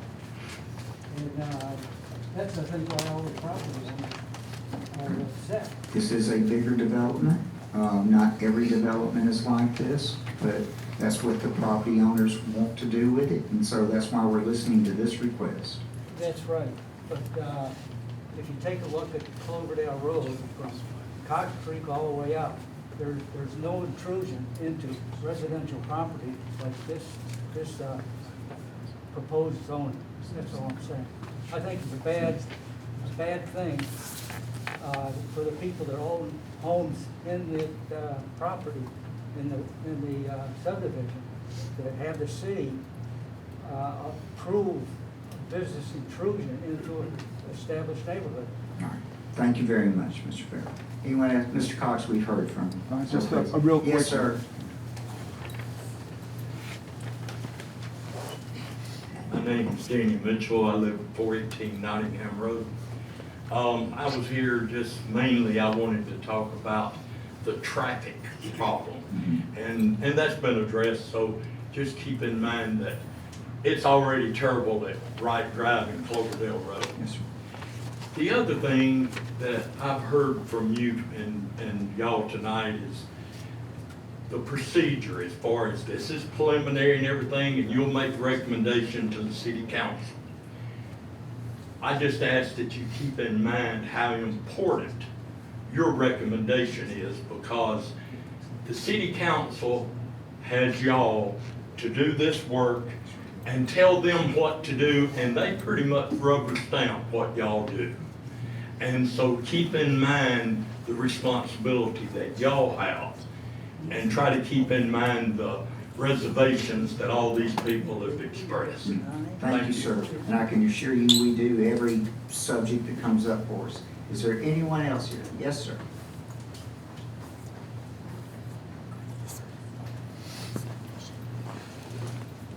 Yes, sir. Robbie Howard, 2822 Aldridge Street. I'm going to be super brief. I'm going to talk about the traffic rule, hopefully provide just a few more details. So Wright Drive, as we know, is a two-lane residential street, but it's a well-known cut-through street, meaning that people use it that aren't residents of Forest Hills or Sherwood Forest or Phoenix Landing. It's 0.8 of a mile long. So for a little bit of context, in a one-year snapshot from August of 23 to August of 24, the Florence Police Department conducted 108 traffic stops on Wright Drive alone. On an 0.8 of a mile road, there are 108 traffic stops, due to most of that being the cut-through traffic. 53 citations or warnings were issued. Another thing I looked at was traffic that may potentially be inbound to the Publix grocery store location. I looked at traffic coming from Cox Creek and Cloverdale, Cox Creek and Heathrow, Wright Drive and Chisholm, and Wright Drive and Cloverdale. And there were 31 motor vehicle accidents in that same time frame. So that's a snapshot of the current traffic situation. The influx of traffic for the new Publix would only cause a greater disturbance to the Wright Drive area. Unfortunately, the way Wright Drive is laid out is a two-lane residential road. There's very little that the city could do to alleviate the traffic problem on that, unfortunately for us that live in the area. And the final thing is the traffic light situation at Wright and Cloverdale. It's currently controlled by the state of Alabama. They set the time limits and whatnot for that. And that's done to keep traffic flowing on Cloverdale Road because it's so heavily traveled. This average time, if you're on Wright Drive and you're attempting to enter Cloverdale Road at 7:30 in the morning, you'll have to wait 1 minute and 38 seconds. Doesn't sound like a lot, but if you're sitting there through 2 to 3 cycles because of the traffic backup, it's pretty substantial. Now, when the light does turn green, if you're on Wright Drive and you're trying to enter Cloverdale Road, 13 seconds. That's the average amount of time that the light is green. It's a little better in the afternoon at 4:30. I think they're trying to help Forest Hill school traffic get out. The light actually stays green for people on Wright Drive for 25 seconds, so big improvement there. But yeah, that's all I have. That's important information, Mr. Howard. Thank you very much, and I appreciate your service. Yeah, thank you. Anyone else new to speak to this application? Yes, sir.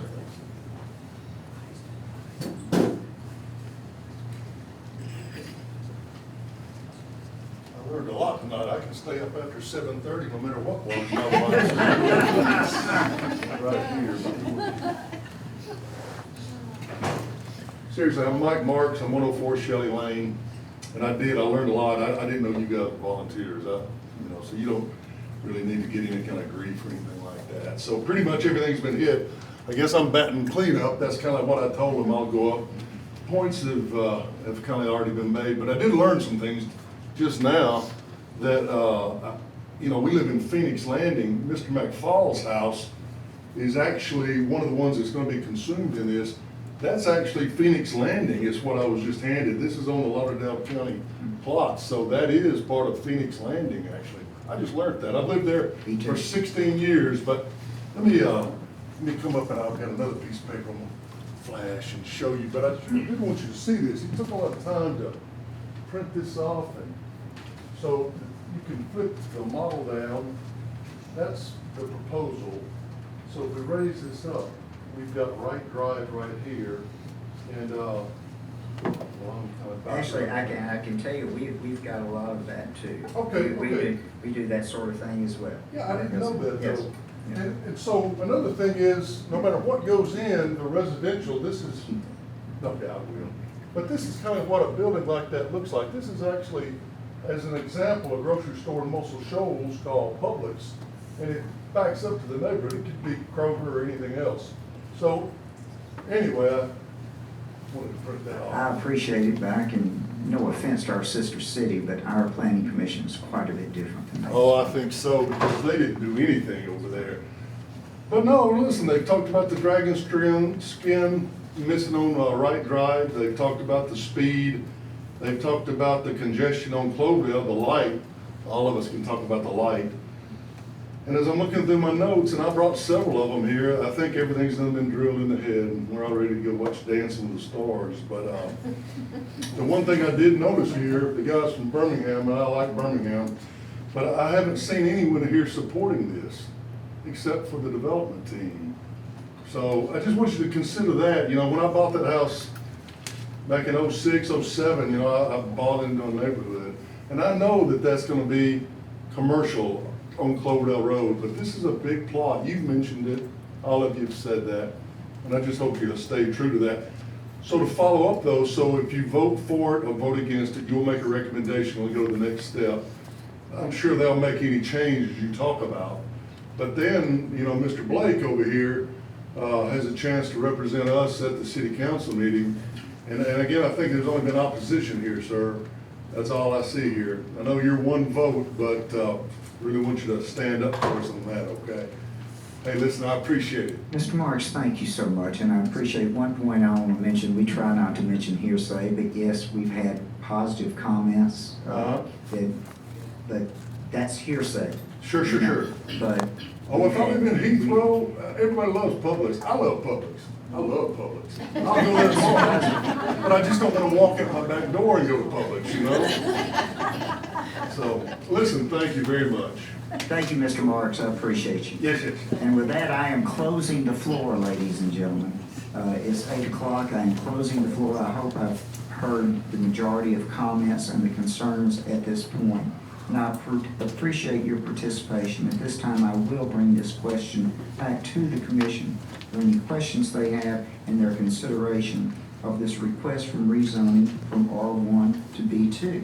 And again, this is preliminary. We do have following a preliminary plan of approval that is in our purview of subdivision regulations, as well as a right-of-way vacation.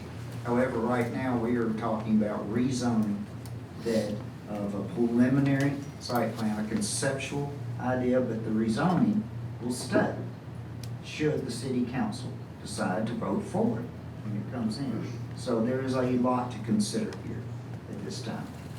But questions for the departments or comments among my commission members? I do have one, Mr. Chairman, please. And it does have to do with Wright Drive. As Public Works Chair, I am very well acquainted with the roads and what they can handle. So I am curious, and this may be a better question for the developer. Is that okay, Mr. Chairman, if I address that to the developer? At this point, the commission can ask the developers. I just wanted to clarify with you, sir, about truck ingress and egress.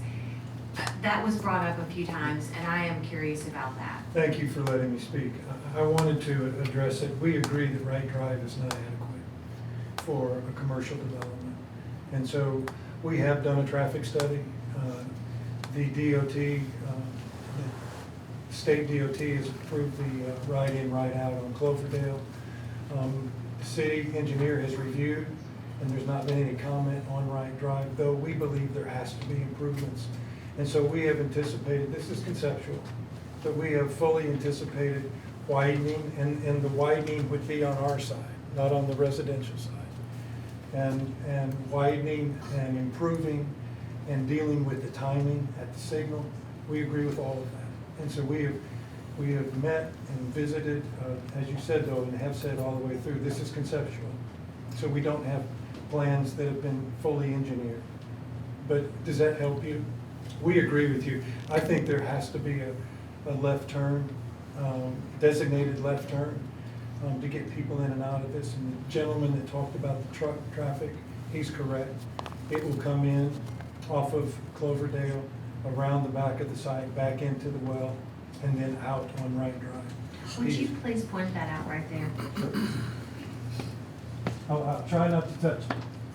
The trucks will come in, around, back in, come out, and come out on Wright Drive.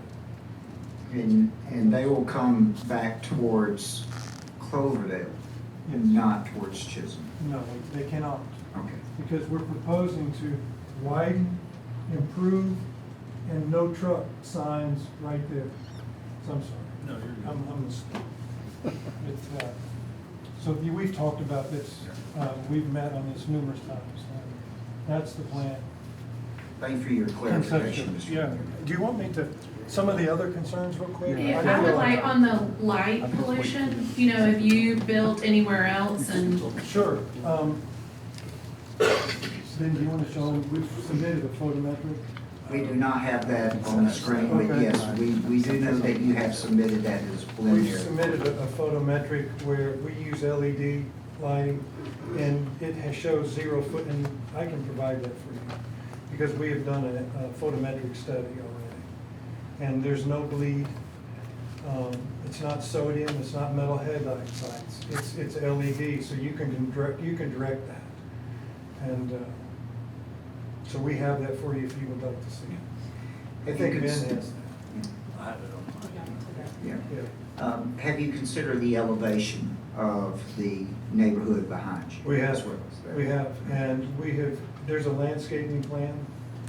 Ben, I don't know if you have one. I don't have anything that was Okay, submitted yet. okay. So there's a landscaping plan that we were able to keep a good bit of the existing vegetation in the back. And that's our goal, is to keep as much mature landscaping as possible.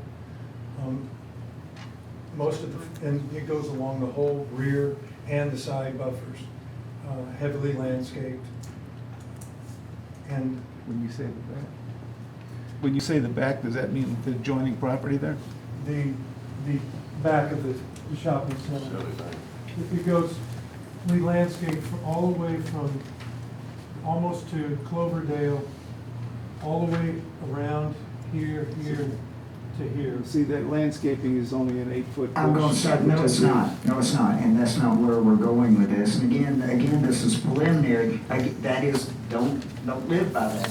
Well, That's not, put it out. that's not what it is, because right now we are talking about rezoning is the main issue. This is only a preliminary conceptual plan as to what the layout looks like. And that's what I try to keep pressing with this, or where we are in this particular phase of the development. Thank you, Mr. Wingo. Anything else from the commission for this system? Thank you very much. I think we continue to see many of the questions answered on this, and I hope the audience understands that we are very narrow about this for some particular reasons. This is a sophisticated developer that knows what this planning commission and what the department is going to need for successful implementation of a building and site that is acceptable.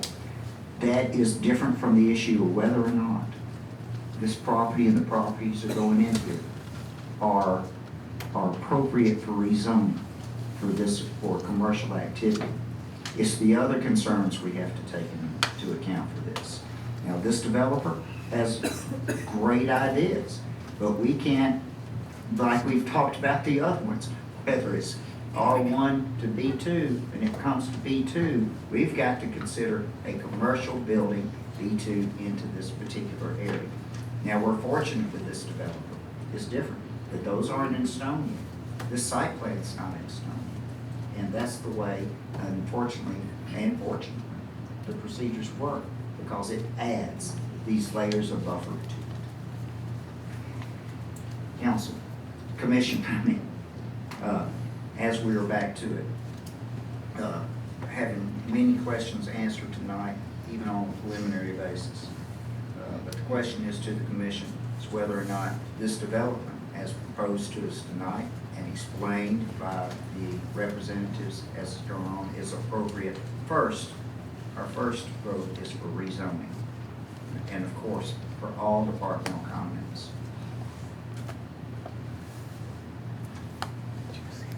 Do I have a motion for rezoning from R1 to B2? So moved. Thank you very much, Mr. Pry. Do I have a second? I'm going to second continue. Okay, and for departmental comments, Mr. Wright, I'm sure, the departmental comments. Okay, very good. I have a motion and a second. Any further discussion on the motion? All in favor by show of hands?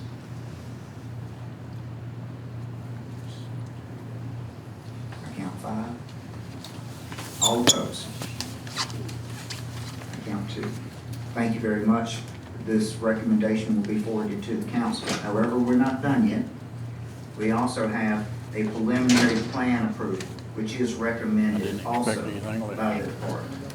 Do I have any discussion or questions on the preliminary plan approval? On this side.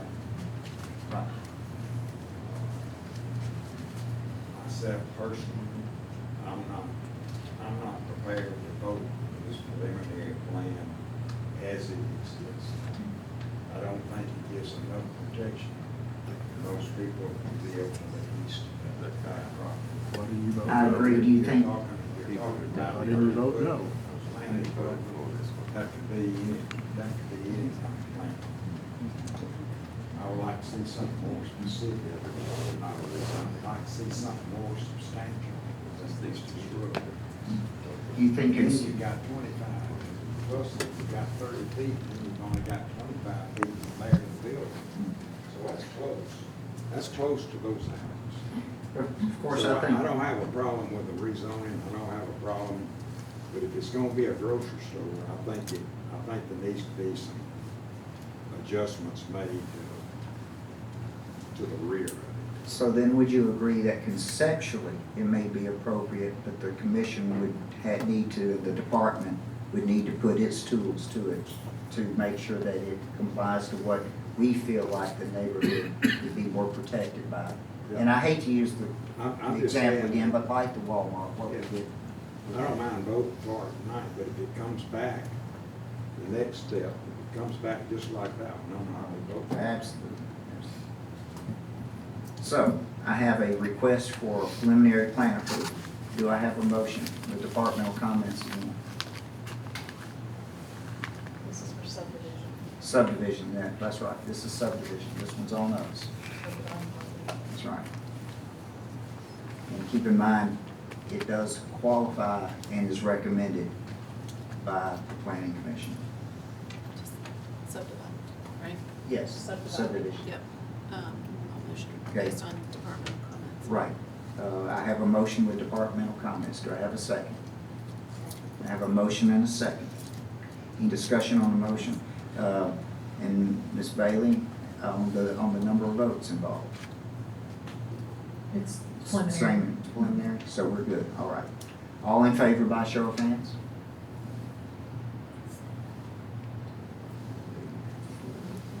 And for all opposed? 3 against. Preliminary plan approval is given to you at this time. Who was the third?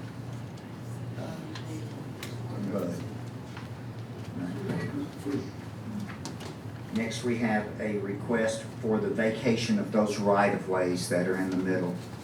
As we have the subdivision, I'm sure we all agree the streets to nowhere, or I would hope we all agree, are a right to be vacated. Do I have a motion? I have a motion. Do I have a second? Second. Thank you, Ms. Jones. I think she was a second ahead of you, Mr. Fry. Any discussion on the motion? All in favor by show of hands? Thank you very much. They are vacated in that respect, this unanimous vacation. Okay, very good. We have finished the new business of the commission tonight. Now for our other business, the approval of the minutes of August 27th, 2024. Ms. Hubbard? How are we, Ms. Hubbard? Motion to approve. By acclamation, all in favor by show of hands? Amen? Okay, by acclamation. I'll just second. Yeah, second. Thank you, Ms. Jones. Ms. Bailey, any report for us tonight? No comment. Okay, thank you very much. I thank y'all very much for your diligence in being here tonight, for working through these hard issues all the way through for more than more than 3 hours, I'll make sure that there's a raise in your non-paycheck. Thank you very much. This motion is adjourned. This commission meeting is adjourned.